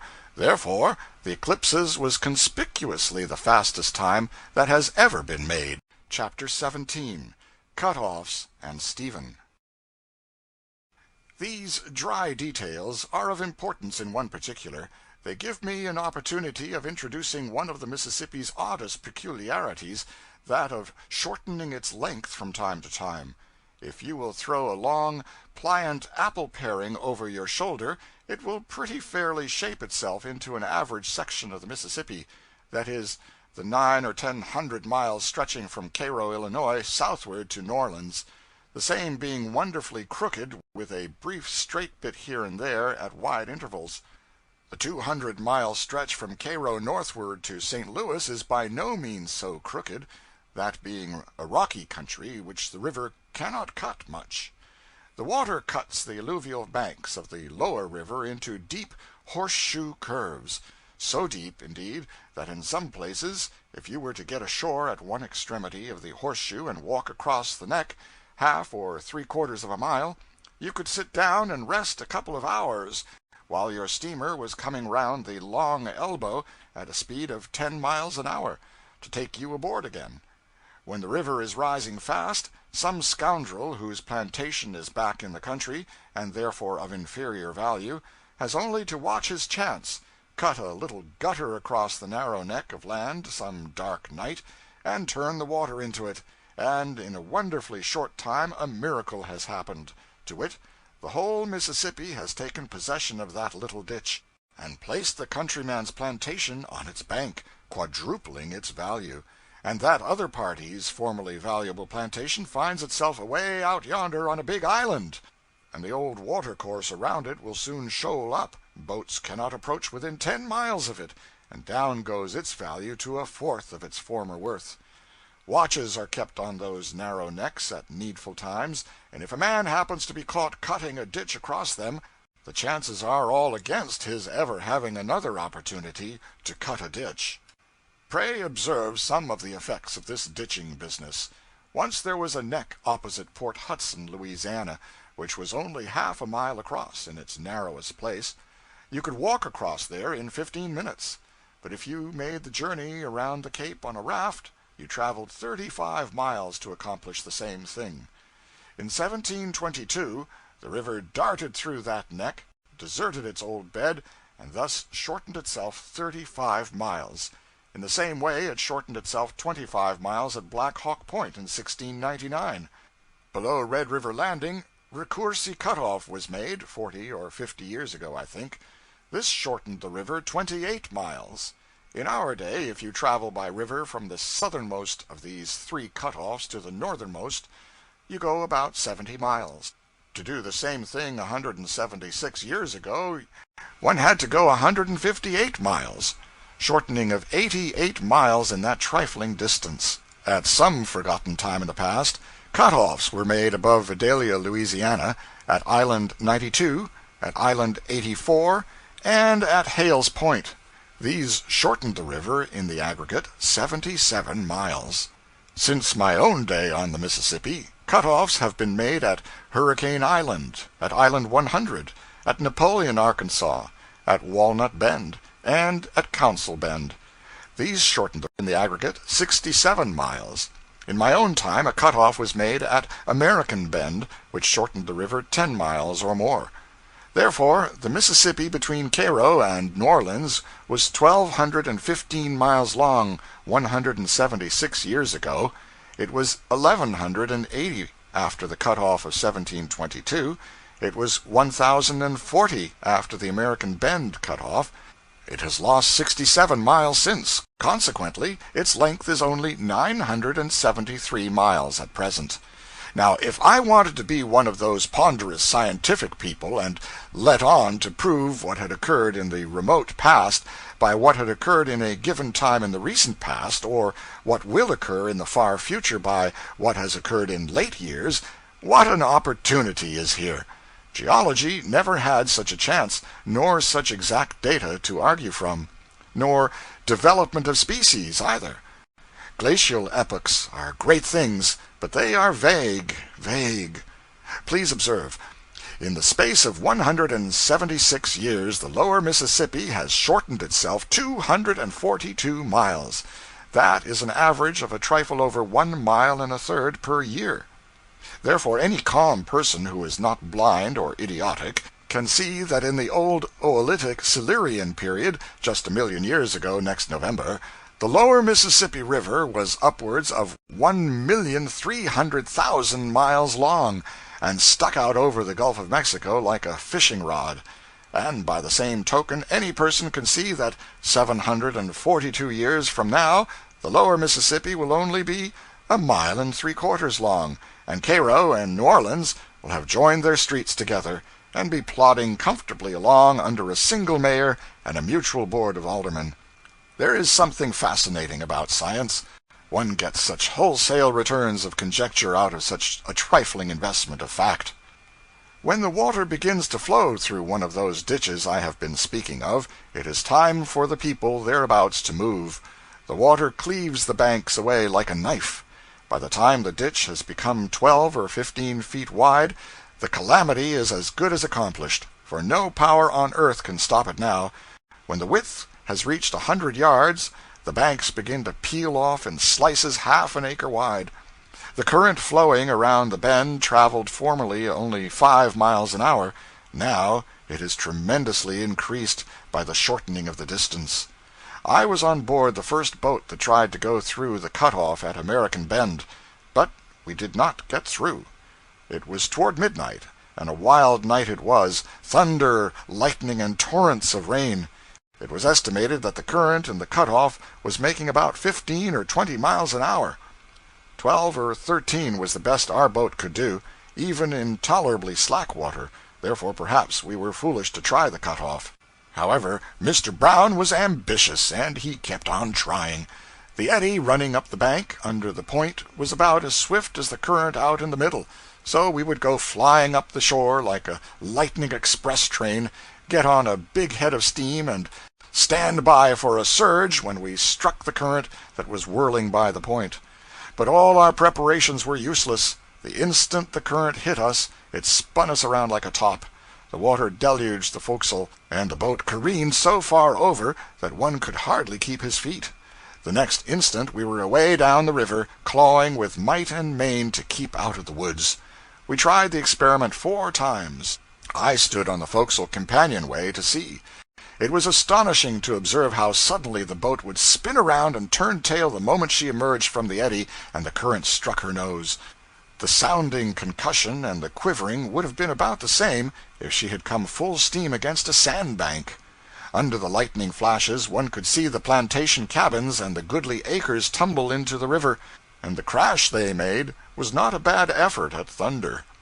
Once, when we spun around, we only missed a house about 20 feet that had a light burning in the window, and in the same instant that house went overboard. Nobody could stay on our forecastle. The water swept across it in a torrent every time we plunged athwart the current. At the end of our 4th effort we brought up in the woods 2 miles below the cut-off. All the country there was overflowed, of course. A day or two later the cut-off was 3/4 of a mile wide, and boats passed up through it without much difficulty, and so saved 10 miles. The old Recoursey cut-off reduced the river's length 28 miles. There used to be a tradition connected with it. It was said that a boat came along there in the night and went around the enormous elbow the usual way, the pilots not knowing that the cut-off had been made. It was a grisly, hideous night, and all shapes were vague and distorted. The old bend had already begun to fill up, and the boat got to running away from mysterious reefs and occasionally hitting one.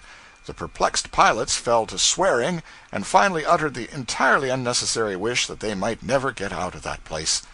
As always happens in such cases, that particular prayer was answered, and the others neglected. So to this day that phantom steamer is still butting around in that deserted river, trying to find her way out. More than one grave watchman has sworn to me that on drizzly, dismal nights he has glanced fearfully down that forgotten river as he passed the head of the island, and seen the faint glow of the specter steamer's lights drifting through the distant gloom, and heard the muffled cough of her escape pipes and the plaintive cry of her leadsman.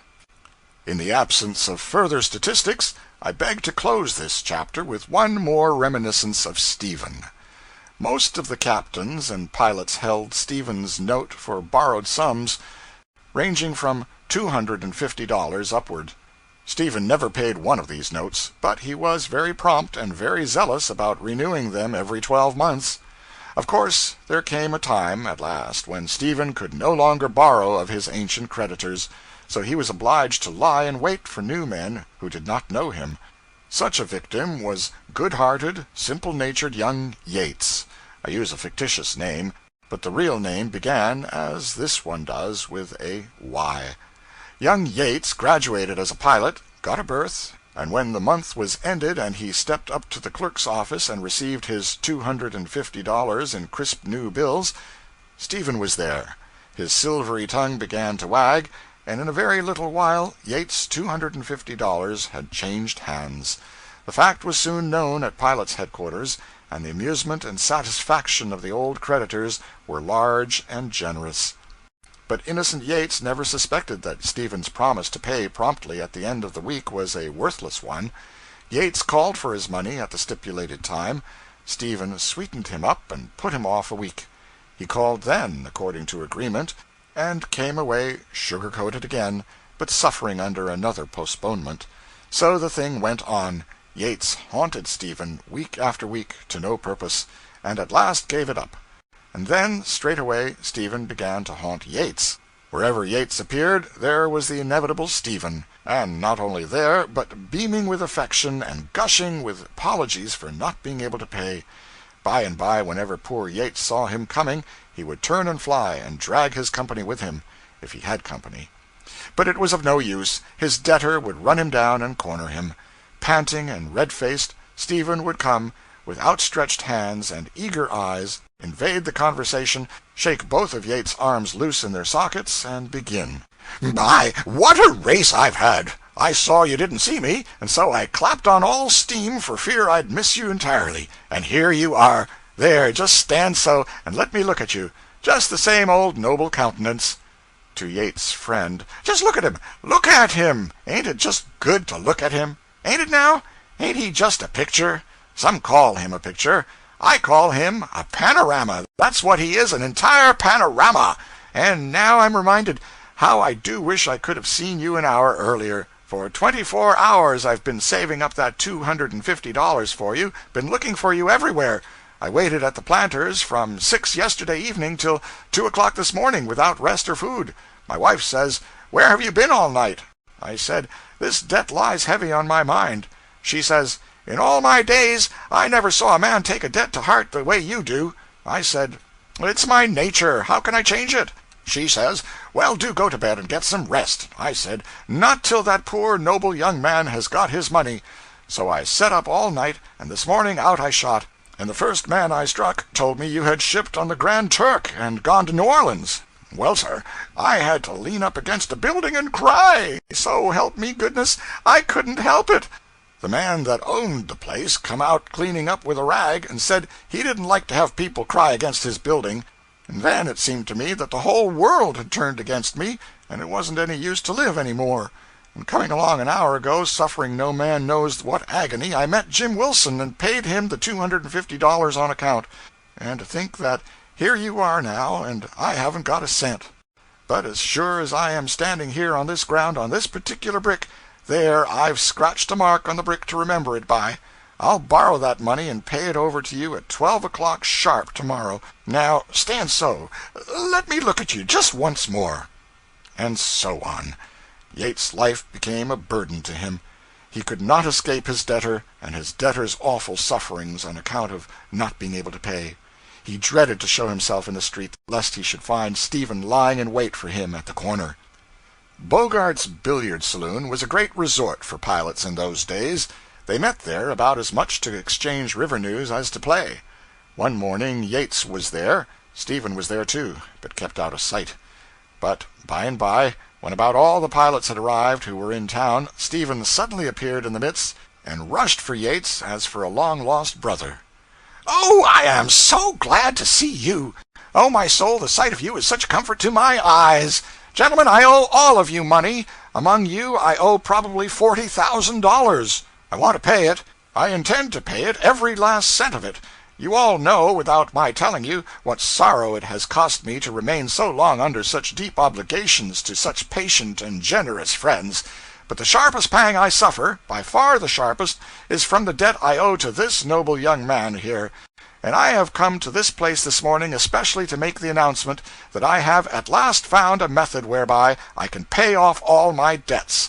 And most especially I wanted him to be here when I announced it.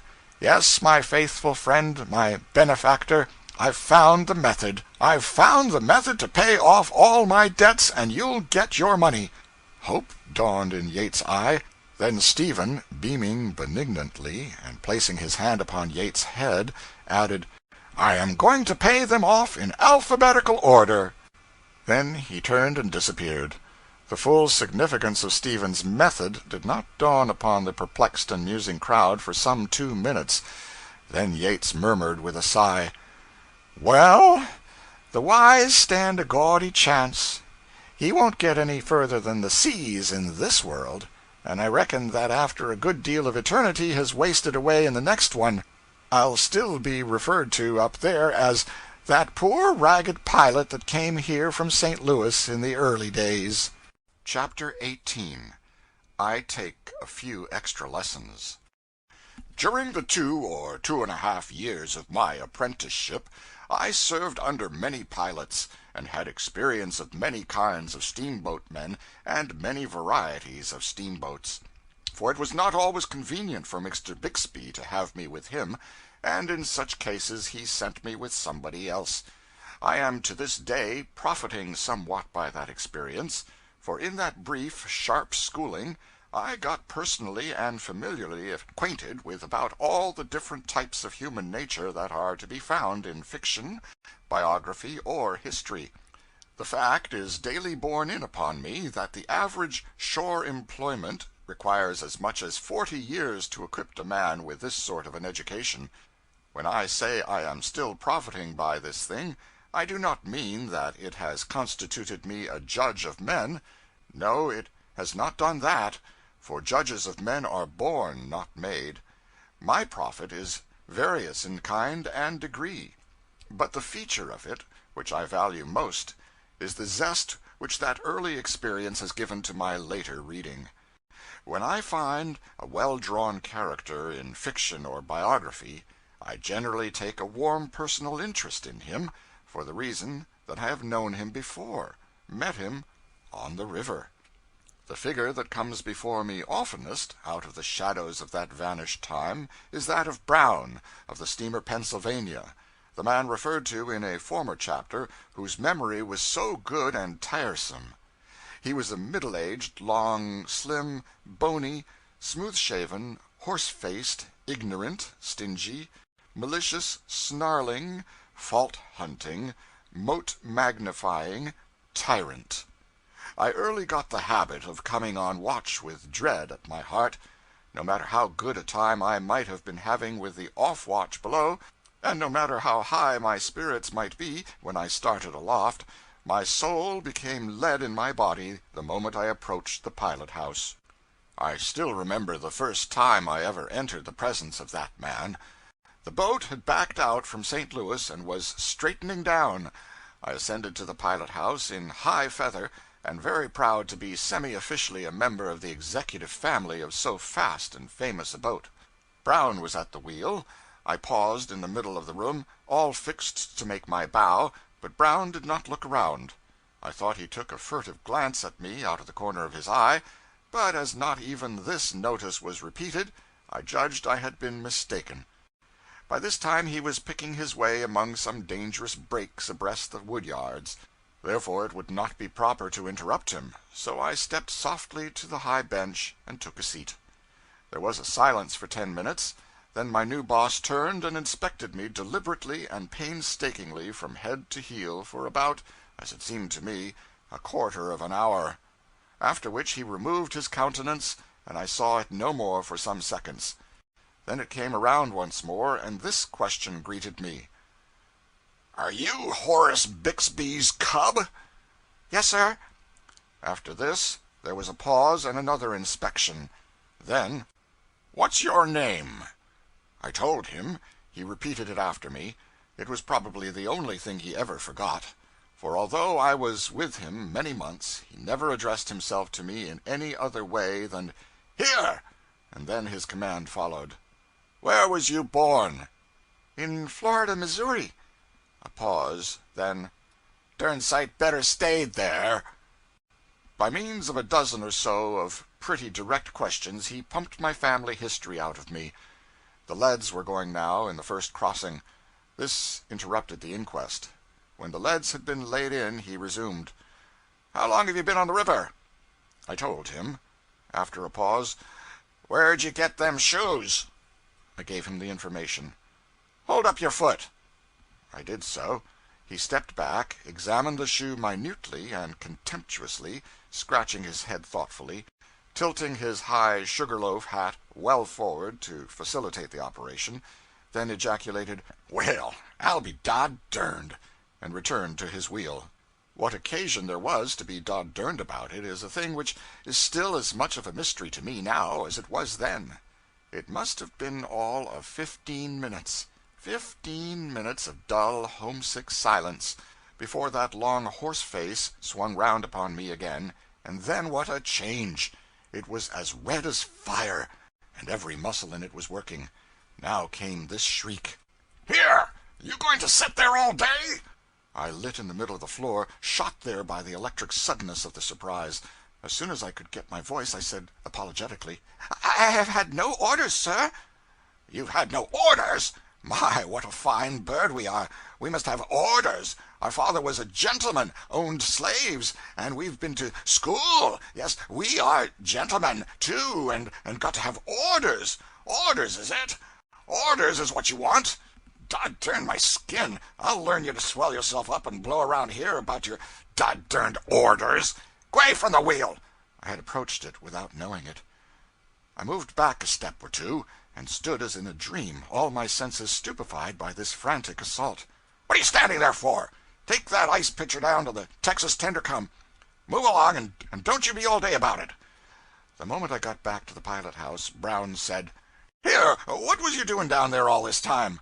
"I couldn't find the Texas tender. I had to go all the way to the pantry." "Derned likely story. Fill up the stove." I proceeded to do so.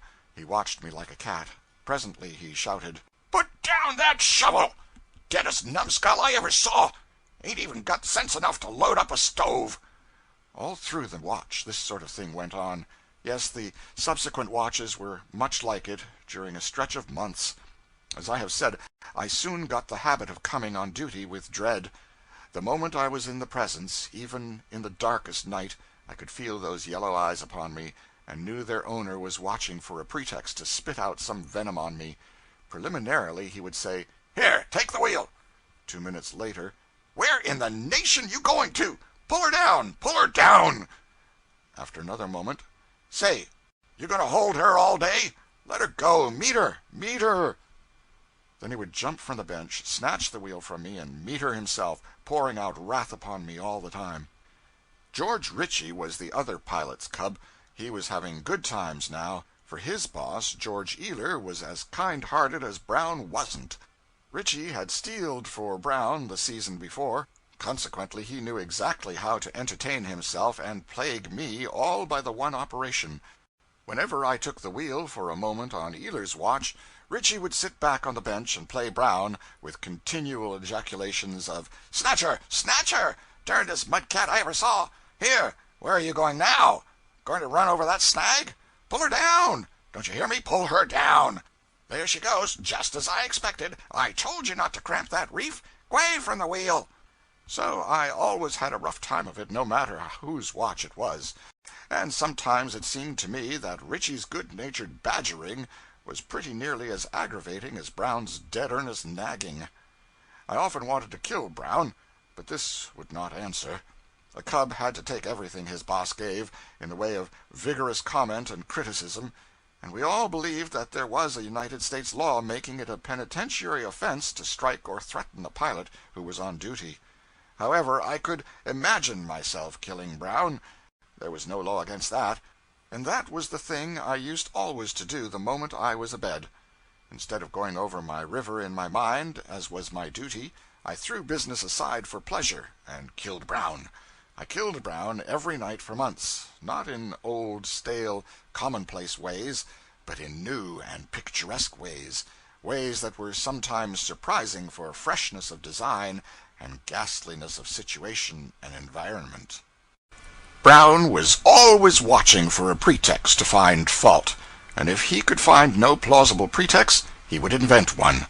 He would scold you for shaving ashore, or for not shaving it, for hugging a bar, and for not hugging it, for pulling down when not invited, and for not pulling down when not invited, for firing up without orders, and for waiting for orders. In a word, it was his invariable rule to find fault with everything you did. And another invariable rule of his was to throw all his remarks to you into the form of an insult. One day we were approaching New Madrid, bound down and heavily laden. Brown was at one side of the wheel steering. I was at the other, standing by to pull down or shove up. He cast a furtive glance at me every now and then. I had long ago learned what that meant, viz., he was trying to invent a trap for me. I wondered what shape it was going to take. By and by he stepped back from the wheel and said in his usual snarly way, "Here, see if you've got gumption enough to round her to." This was simply bound to be a success. Nothing could prevent it, for he had never allowed me to round the boat to before. Consequently, no matter how I might do the thing, he could find free fault with it. He stood back there with his greedy eye on me, and the result was what might have been foreseen. I lost my head in a quarter of a minute, and didn't know what I was about. I started too early to bring the boat around, but detected a green gleam of joy in Brown's eye, and corrected my mistake. I started round once more while too high up, but corrected myself again in time. I made other false moves, and still managed to save myself. But at last I grew so confused and anxious that I tumbled into the very worst blunder of all. I got too far down before beginning to fetch the boat around. Brown's chance was come. His face turned red with passion. He made one bound, hurled me across the house with a sweep of his arm, spun the wheel down, and began to pour out a stream of vituperation upon me, which lasted till he was out of breath. In the course of this speech he called me all the different kinds of hard names he could think of, and once or twice I thought he was even going to swear, but he didn't this time. "Dod-derned" was the nearest he ventured to the luxury of swearing, for he had been brought up with a wholesome respect for future fire and brimstone. That was an uncomfortable hour, for there was a big audience on the hurricane deck. When I went to bed that night I killed Brown in 17 different ways, all of them new. Chapter 19. Brown and I exchange compliments. 2 trips later, I got into serious trouble. Brown was steering, I was pulling down. My younger brother appeared on the hurricane deck, and shouted to Brown to stop at some landing or other a mile or so below. Brown gave no intimation that he had heard anything. But that was his way. He never condescended to take notice of an under clerk. The wind was blowing. Brown was deaf, although he always pretended he wasn't, and I very much doubted if he had heard the order. If I had two heads, I would have spoken, but as I had only one, it seemed judicious to take care of it, so I kept still. Presently, sure enough, we went sailing by that plantation. Captain Klinefelter appeared on the deck and said, "Let her come round, sir. Let her come round. Didn't Henry tell you to land here?" "No, sir." "I sent him up to do it. He did come up, and that's all the good it done. The dod-derned fool. He never said anything." "Didn't you hear him?" asked the captain of me. Of course I didn't want to be mixed up in this business, but there was no way to avoid it, so I said, "Yes, sir." I knew what Brown's next remark would be before he uttered it. It was, "Shut your mouth! You never heard anything of the kind." I closed my mouth according to instructions. An hour later, Henry entered the pilot-house, unaware of what had been going on. He was a thoroughly inoffensive boy, and I was sorry to see him come, for I knew Brown would have no pity on him. Brown began straightway. "Here, why didn't you tell me we'd got to land at that plantation?" "I did tell you, Mr. Brown." "It's a lie." I said, "You lie yourself. He did tell you." Brown glared at me in unaffected surprise, and for as much as a moment he was entirely speechless. Then he shouted at me, "I'll attend to your case in half a minute." Then to Henry, "And you leave the pilot-house. Out with you." It was pilot law, and must be obeyed. The boy started out, and even had his foot on the upper step outside the door when Brown, with a sudden access of fury, picked up a 10-pound lump of coal and sprang after him. But I was between with a heavy stool, and I hit Brown a good honest blow which stretched him out. I had committed the crime of crimes. I had lifted my hand against a pilot on duty. I supposed I was booked for the penitentiary sure, and couldn't be booked any surer if I went on and squared my long account with this person while I had the chance. Consequently, I stuck to him and pounded him with my fists a considerable time. I do not know how long. The pleasure of it probably made it seem longer than it really was. But in the end he struggled free and jumped up and sprang to the wheel. A very natural solicitude, for all this time here was the steamboat tearing down the river at the rate of 15 miles an hour, and nobody at the helm. However, Eagle Bend was 2 miles wide at this bank-full stage, and correspondingly long and deep, and the boat was steering herself straight down the middle and taking no chances. Still, that was only luck. A body might have found her charging into the woods. Perceiving at a glance that the Pennsylvania was in no danger, Brown gathered up the big spy-glass, war-club fashion, and ordered me out of the pilot-house with more than Comanche bluster. But I was not afraid of him now, so instead of going, I tarried, and criticized his grammar.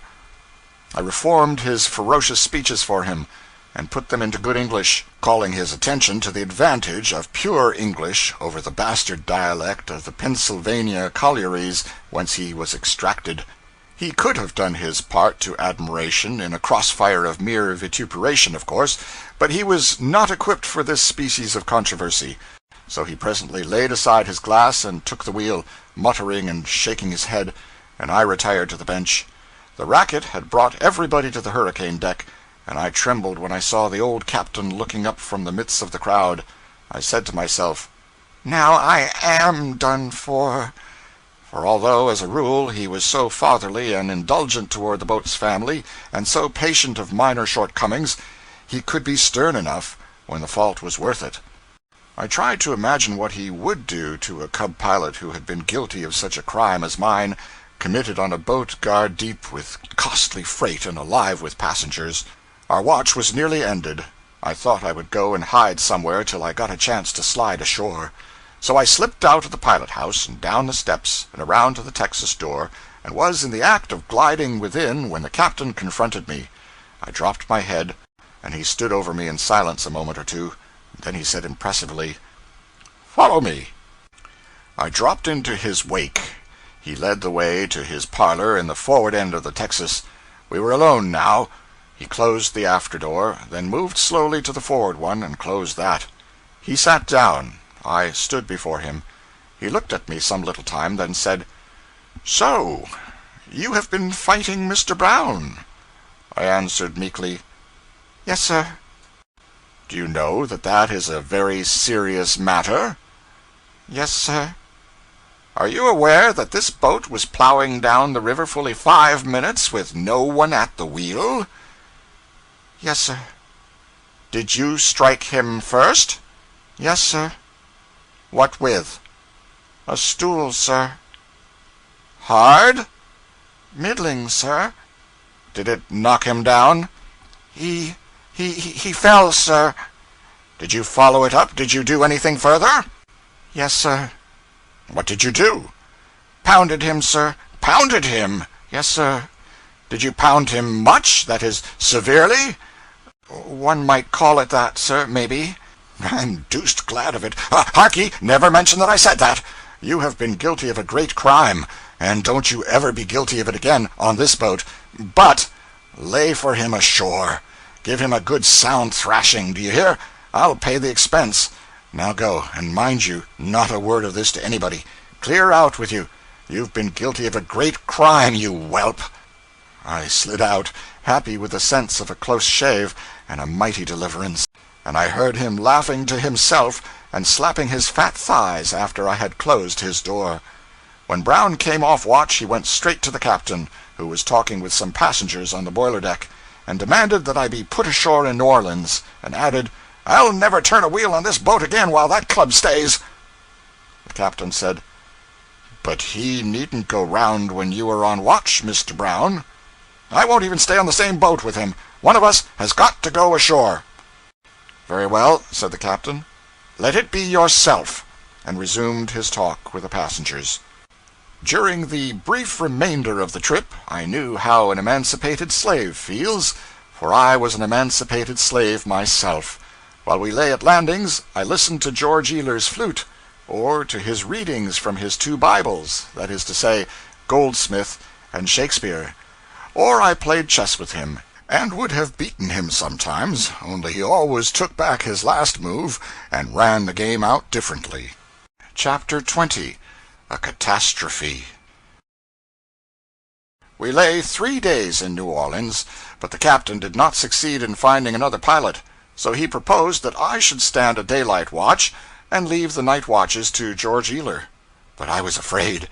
I had never stood a watch of any sort by myself, and I believed I should be sure to get into trouble in the head of some chute, or ground the boat in a near cut through some bar or other. Brown remained in his place, but he would not travel with me.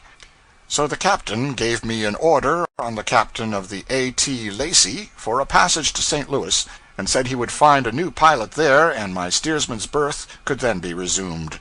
The Lacey was to leave a couple of days after the Pennsylvania. The night before the Pennsylvania left, Henry and I sat chatting on a freight pile on the levee till midnight. The subject of the chat mainly was one which I think we had not exploited before: steamboat disasters. One was then on its way to us, little as we suspected it. The water which was to make the steam which should cause it was washing past some point 1,500 miles up the river while we talked, but it would arrive at the right time and the right place. We doubted if persons not clothed with authority were of much use in cases of disaster and attendant panic. Still, they might be of some use, so we decided that if a disaster ever fell within our experience, we would at least stick to the boat, and give such minor service as chance might throw in the way. Henry remembered this afterward, when the disaster came, and acted accordingly. The Lacey started up the river 2 days behind the Pennsylvania. We touched at Greenville, Mississippi, a couple of days out, and somebody shouted, "The Pennsylvania is blown up at Ship Island, and 150 lives lost." At Napoleon, Arkansas, the same evening, we got an extra, issued by a Memphis paper, which gave some particulars. It mentioned my brother, and said he was not hurt. Further up the river we got a later extra. My brother was again mentioned, but this time as being hurt beyond help. We did not get full details of the catastrophe until we reached Memphis. This is the sorrowful story. It was 6 o'clock on a hot summer morning. The Pennsylvania was creeping along north of Ship Island, about 60 miles below Memphis, on a half head of steam, towing a wood flat which was fast being emptied. George Ealer was in the pilot house alone, I think. The second engineer and a striker had the watch in the engine room. The second mate had the watch on deck. George Black, Mr. Wood, and my brother, clerks, were asleep, as were also Brown and the head engineer, the carpenter, the chief mate, and one striker. Captain Kleinfelter was in the barber's chair, and the barber was preparing to shave him. There were a good many cabin passengers aboard, and 300 or 400 deck passengers, so it was said at the time, and not very many of them were astir. The wood being nearly all out of the flat now, Ealer rang to 'come ahead full steam,' and the next moment 4 of the 8 boilers exploded with a thunderous crash, and the whole forward third of the boat was hoisted toward the sky. The main part of the mass, with the chimneys, dropped upon the boat again, a mountain of riddled and chaotic rubbish, and then, after a while, a fire broke out. Many people were flung to considerable distances, and fell in the river. Among these were Mr. Wood and my brother and the carpenter. The carpenter was still stretched upon his mattress when he struck the water 75 feet from the boat. Brown, the pilot, and George Black, chief clerk, were never seen or heard of after the explosion. The barber's chair, with Captain Kleinfelter in it, and unhurt, was left with its back overhanging vacancy. Everything forward of it, floor and all, had disappeared, and the stupefied barber, who was also unhurt, stood with one toe projecting over space, still stirring his lather unconsciously and saying not a word. When George Ealer saw the chimneys plunging aloft in front of him, he knew what the matter was, so he muffled his face in the lapels of his coat and pressed both hands there tightly to keep this protection in its place, so that no steam could get to his nose or mouth. He had ample time to attend to these details while he was going up and returning. He presently landed on top of the unexploded boilers, 40 feet below the former pilot house, accompanied by his wheel and a rain of other stuff, and enveloped in a cloud of scalding steam. All of the many who breathed that steam died, none escaped. But Ealer breathed none of it. He made his way to the free air as quickly as he could, and when the steam cleared away he returned and climbed up on the boilers again, and patiently hunted out each and every one of his chessmen and the several joints of his flute. By this time the fire was beginning to threaten. Shrieks and groans filled the air. A great many persons had been scalded, a great many crippled. The explosion had driven an iron crowbar through one man's body. I think they said he was a priest. He did not die at once, and his sufferings were very dreadful. A young French naval cadet of 15, son of a French admiral, was fearfully scalded, but bore his tortures manfully. Both mates were badly scalded, but they stood to their posts nevertheless. They drew the wood boat aft, and they and the captain fought back the frantic herd of frightened immigrants till the wounded could be brought there and placed in safety first. When Mr. Wood and Henry fell in the water, they struck out for shore, which was only a few hundred yards away. But Henry presently said he believed he was not hurt. What an unaccountable error! And therefore would swim back to the boat and help save the wounded. So they parted, and Henry returned. By this time the fire was making fierce headway, and several persons who were imprisoned under the ruins were begging piteously for help. All efforts to conquer the fire proved fruitless, so the buckets were presently thrown aside, and the officers fell to with axes and tried to cut the prisoners out. A striker was one of the captives.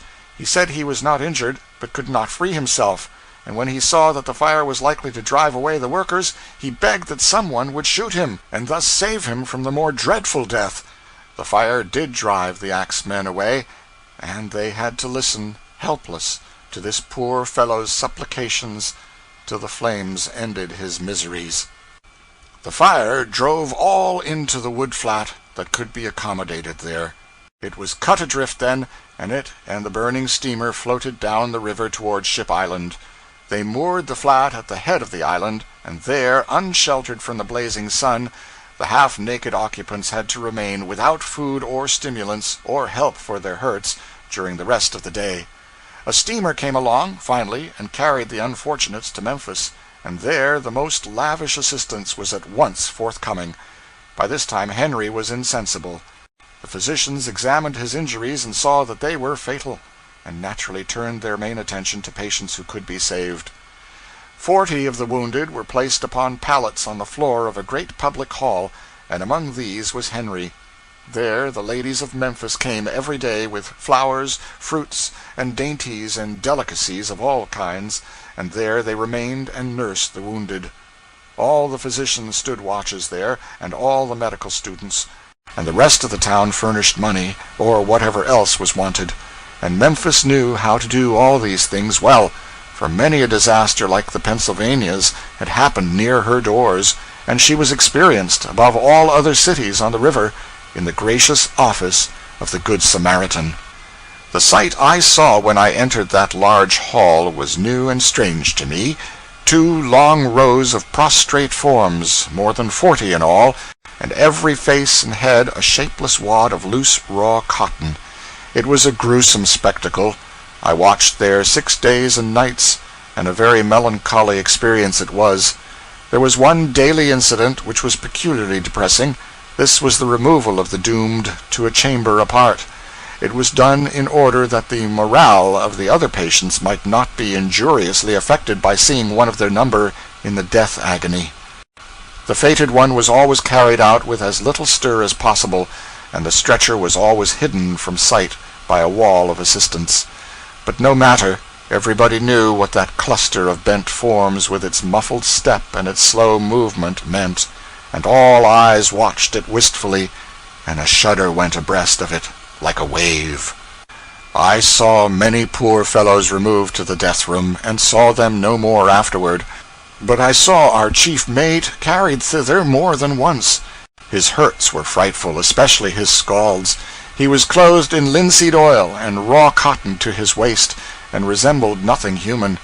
He was often out of his mind, and then his pains would make him rave and shout, and sometimes shriek. Then, after a period of numb exhaustion, his disordered imagination would suddenly transform the great apartment into a forecastle, and the hurrying throng of nurses into the crew, and he would come to a sitting posture and shout, "Hump yourselves! Hump yourselves, you petrifactions! Snail-bellies! Pall-bearers! Going to be all day getting that hatful of freight out?" and supplement this explosion with a firmament-obliterating eruption or profanity which nothing could stay or stop till his crater was empty. And now and then, while these frenzies possessed him, he would tear off handfuls of the cotton and expose his cooked flesh to view. It was horrible. It was bad for the others, of course, this noise and these exhibitions. So the doctors tried to give him morphine to quiet him, but in his mind or out of it he would not take it. He said his wife had been killed by that treacherous drug, and he would die before he would take it. He suspected that the doctors were concealing it in his ordinary medicines and in his water, so he ceased from putting either to his lips.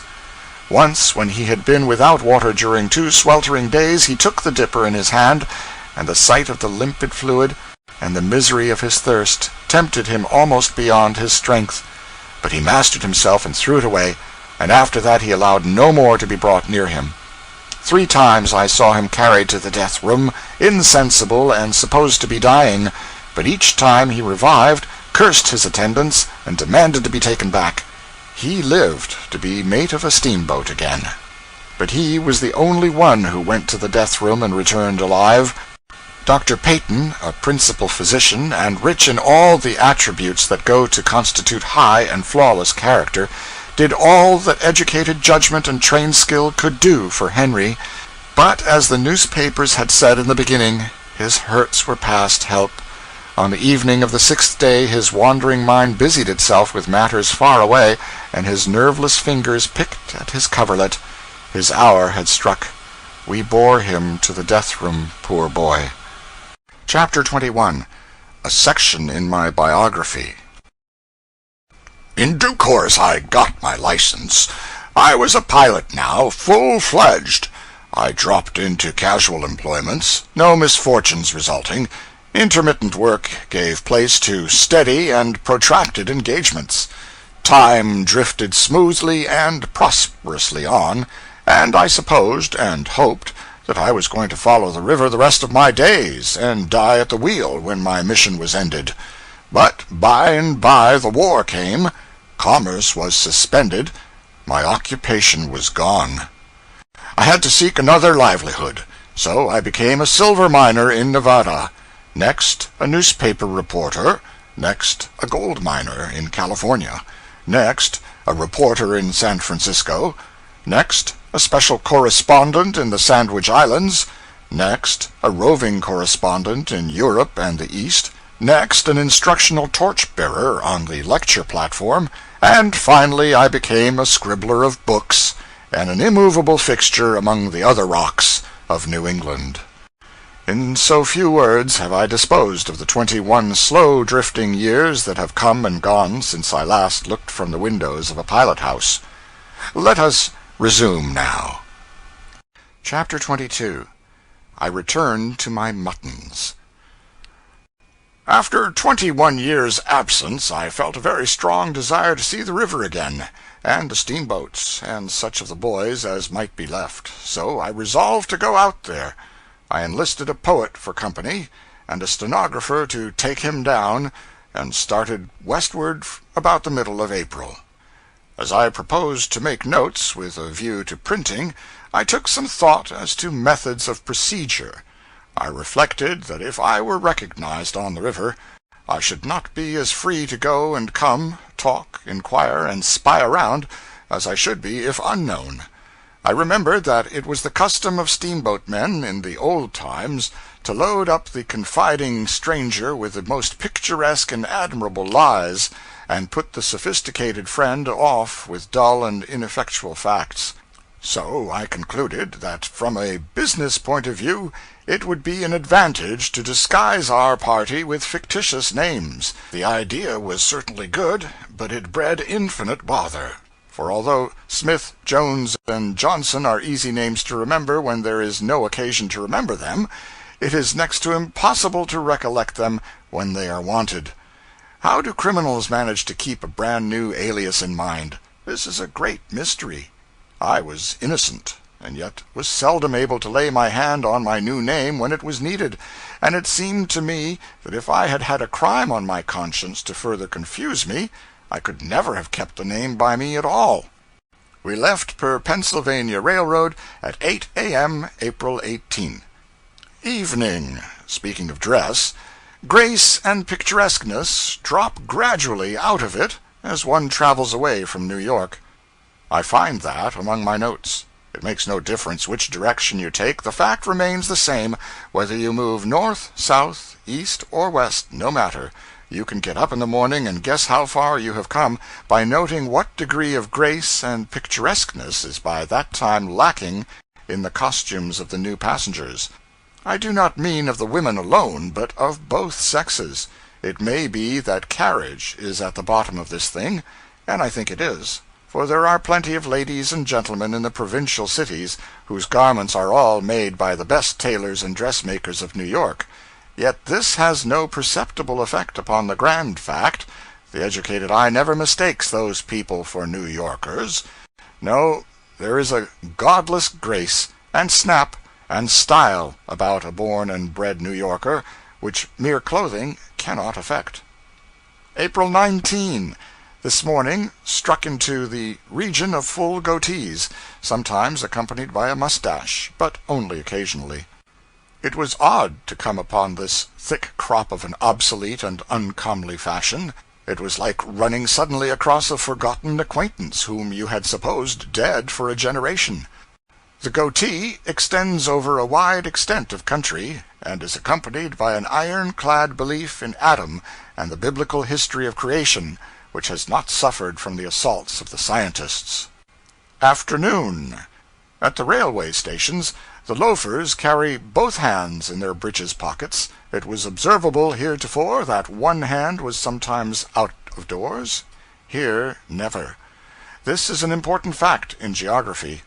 If the loafers determined the character of a country, it would be still more important, of course.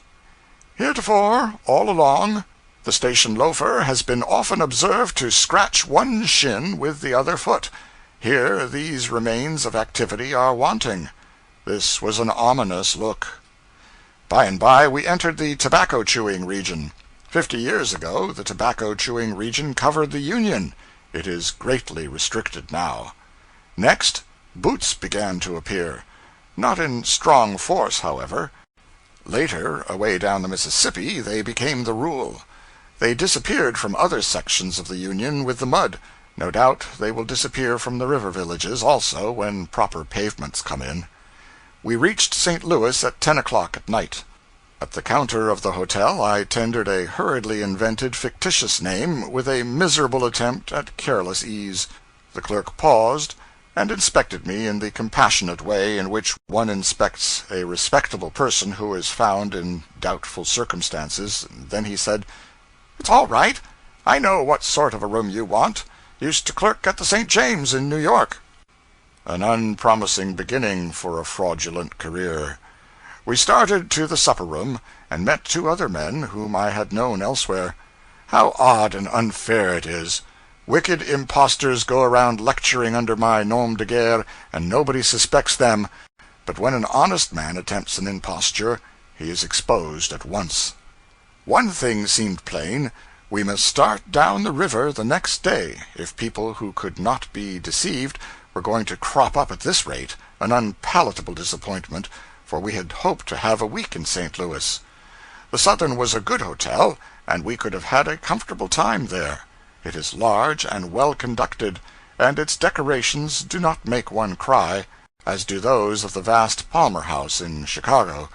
True, the billiard tables were of the old Silurian period, and the cues and balls of the post-Pliocene, but there was refreshment in this, not discomfort, for there is rest and healing in the contemplation of antiquities.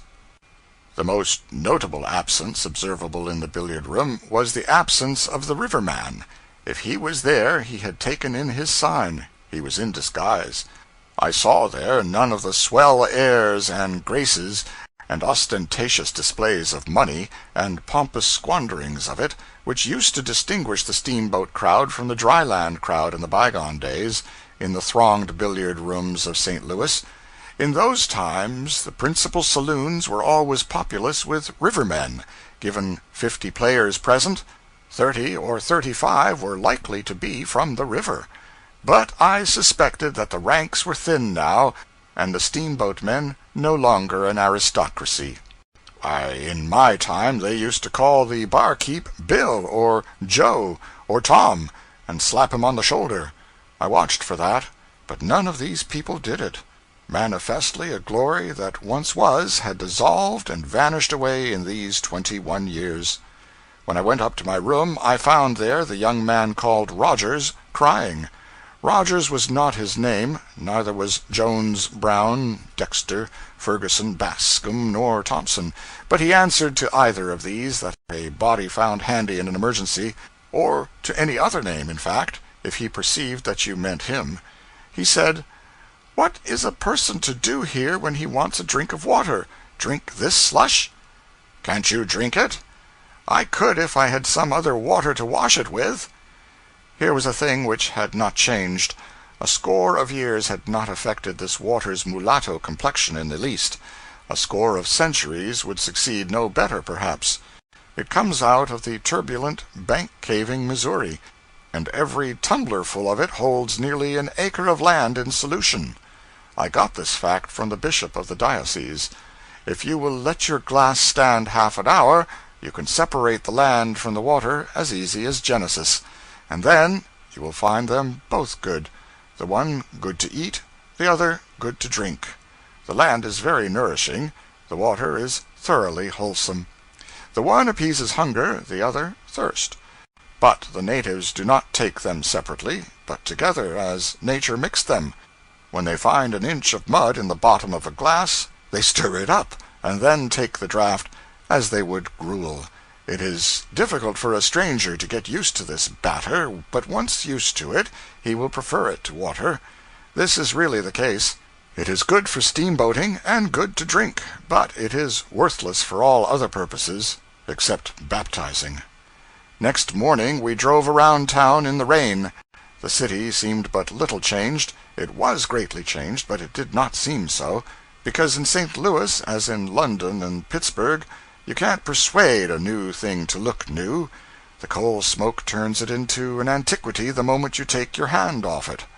The place had just about doubled its size since I was a resident of it, and was now become a city of 400,000 inhabitants. Still, in the solid business parts, it looked about as it had looked formerly. Yet I am sure there is not as much smoke in St. Louis now as there used to be. The smoke used to bank itself in a dense billowy black canopy over the town, and hide the sky from view. This shelter is very much thinner now. Still, there is a sufficiency of smoke there, I think. I heard no complaint. However, on the outskirts changes were apparent enough, notably in dwelling-house architecture. The fine new homes are noble and beautiful and modern. They stand by themselves, too, with green lawns around them, whereas the dwellings of a former day are packed together in blocks, and are all of one pattern, with windows all alike, set in an arched framework of twisted stone, a sort of house which was handsome enough when it was rarer. There was another change, the Forest Park. This was new to me. It is beautiful and very extensive, and has the excellent merit of having been made mainly by nature.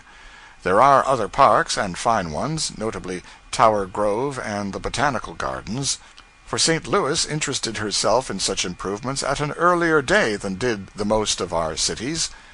The first time I ever saw St. Louis, I could have bought it for $6,000,000, and it was the mistake of my life that I did not do it. It was bitter now to look abroad over this domed and steepled metropolis, this solid expanse of bricks and mortar stretching away on every hand into dim, measure-defying distances, and remember that I had allowed that opportunity to go by.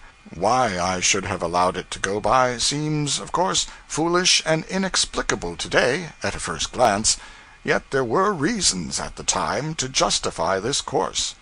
A Scotchman, Honorable Charles Augustus Murray, writing some 45 or 50 years ago, said, "The streets are narrow, ill-paved, and ill-lighted." Those streets are narrow still, of course, many of them are ill-paved yet, but the reproach of ill-lighting cannot be repeated now. The Catholic New Church was the only notable building then, and Mr. Murray was confidently called upon to admire it, with its species of Grecian portico, surmounted by a kind of steeple, much too diminutive in its proportions, and surmounted by sundry ornaments, which the unimaginative Scotchman found himself quite unable to describe, and therefore was grateful when a German tourist helped him out with the exclamation, "By they look exactly like bedposts." St. Louis is well equipped with stately and noble public buildings now, and the little church, which the people used to be so proud of, lost its importance a long time ago. Still, this would not surprise Mr. Murray, if he could come back, for he prophesied the coming greatness of St. Louis with strong confidence. The further we drove in our inspection tour, the more sensibly I realized how the city had grown since I had seen it last. Changes in detail became steadily more apparent and frequent than at first, too. Changes uniformly evidencing progress, energy, prosperity. But the change of changes was on the levee, this time a departure from the rule. Half a dozen sound-asleep steamboats, where I used to see a solid mile of wide-awake ones. This was melancholy. This was woeful. The absence of the pervading and jocund steamboat man from the billiard saloon was explained. He was absent because he is no more. His occupation is gone. His power has passed away. He is absorbed into the common herd. He grinds at the mill, a shorn Samson and inconspicuous. Half a dozen lifeless steamboats, a mile of empty wharves, a negro fatigued with whiskey stretched asleep, in a wide and soundless vacancy, where the serried hosts of commerce used to contend. Footnote: Captain Marryat, writing 45 years ago, says St. Louis has 20,000 inhabitants. The river abreast of the town is crowded with steamboats lying in 2 or 3 tiers. Here was desolation indeed. The old, old sea, as one in tears comes murmuring with foamy lips and knocking at the vacant piers, calls for his long-lost multitude of ships. The towboat and the railroad had done their work, and done it well and completely. The mighty bridge, stretching along over our heads, had done its share in the slaughter and spoliation. Remains of former steamboatmen told me, with wan satisfaction, that the bridge doesn't pay. Still, it can be no sufficient compensation to a corpse to know that the dynamite that laid him out was not of as good quality as it had been supposed to be. The pavements along the river front were bad. The sidewalks were rather out of repair. There was a rich abundance of mud.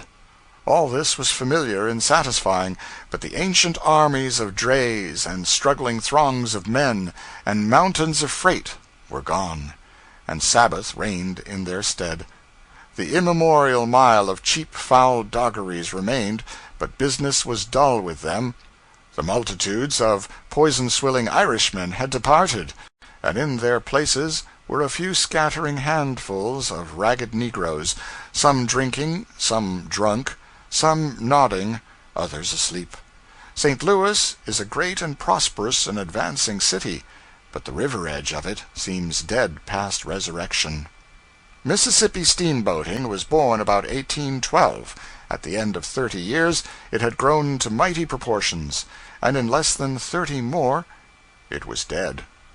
A strangely short life for so majestic a creature. Of course it is not absolutely dead. Neither is a crippled octogenarian who could once jump 22 feet on level ground. But, as contrasted with what it was in its prime vigor, Mississippi steamboating may be called dead. It killed the old-fashioned keelboating by reducing the freight trip to New Orleans to less than a week. The railroads have killed the steamboat passenger traffic by doing in 2 or 3 days what the steamboats consumed a week in doing. And the towing fleets have killed the through freight traffic by dragging 6 or 7 steamer loads of stuff down the river at a time, at an expense so trivial that steamboat competition was out of the question. Freight and passenger way traffic remains to the steamers. This is in the hands, along the 2,000 miles of river between St. Paul and New Orleans, of 2 or 3 close corporations well fortified with capital, and by able and thoroughly businesslike management and system, these make a sufficiency of money out of what is left of the once prodigious steamboating industry. I suppose that St. Louis and New Orleans have not suffered materially by the change, but alas for the woodyard man. He used to fringe the river all the way. His close-ranked merchandise stretched from the one city to the other, along the banks, and he sold uncountable cords of it every year for cash on the nail. But all the scattering boats that are left burn coal now, and the seldomest spectacle on the Mississippi today is a woodpile. Where now is the once woodyard man?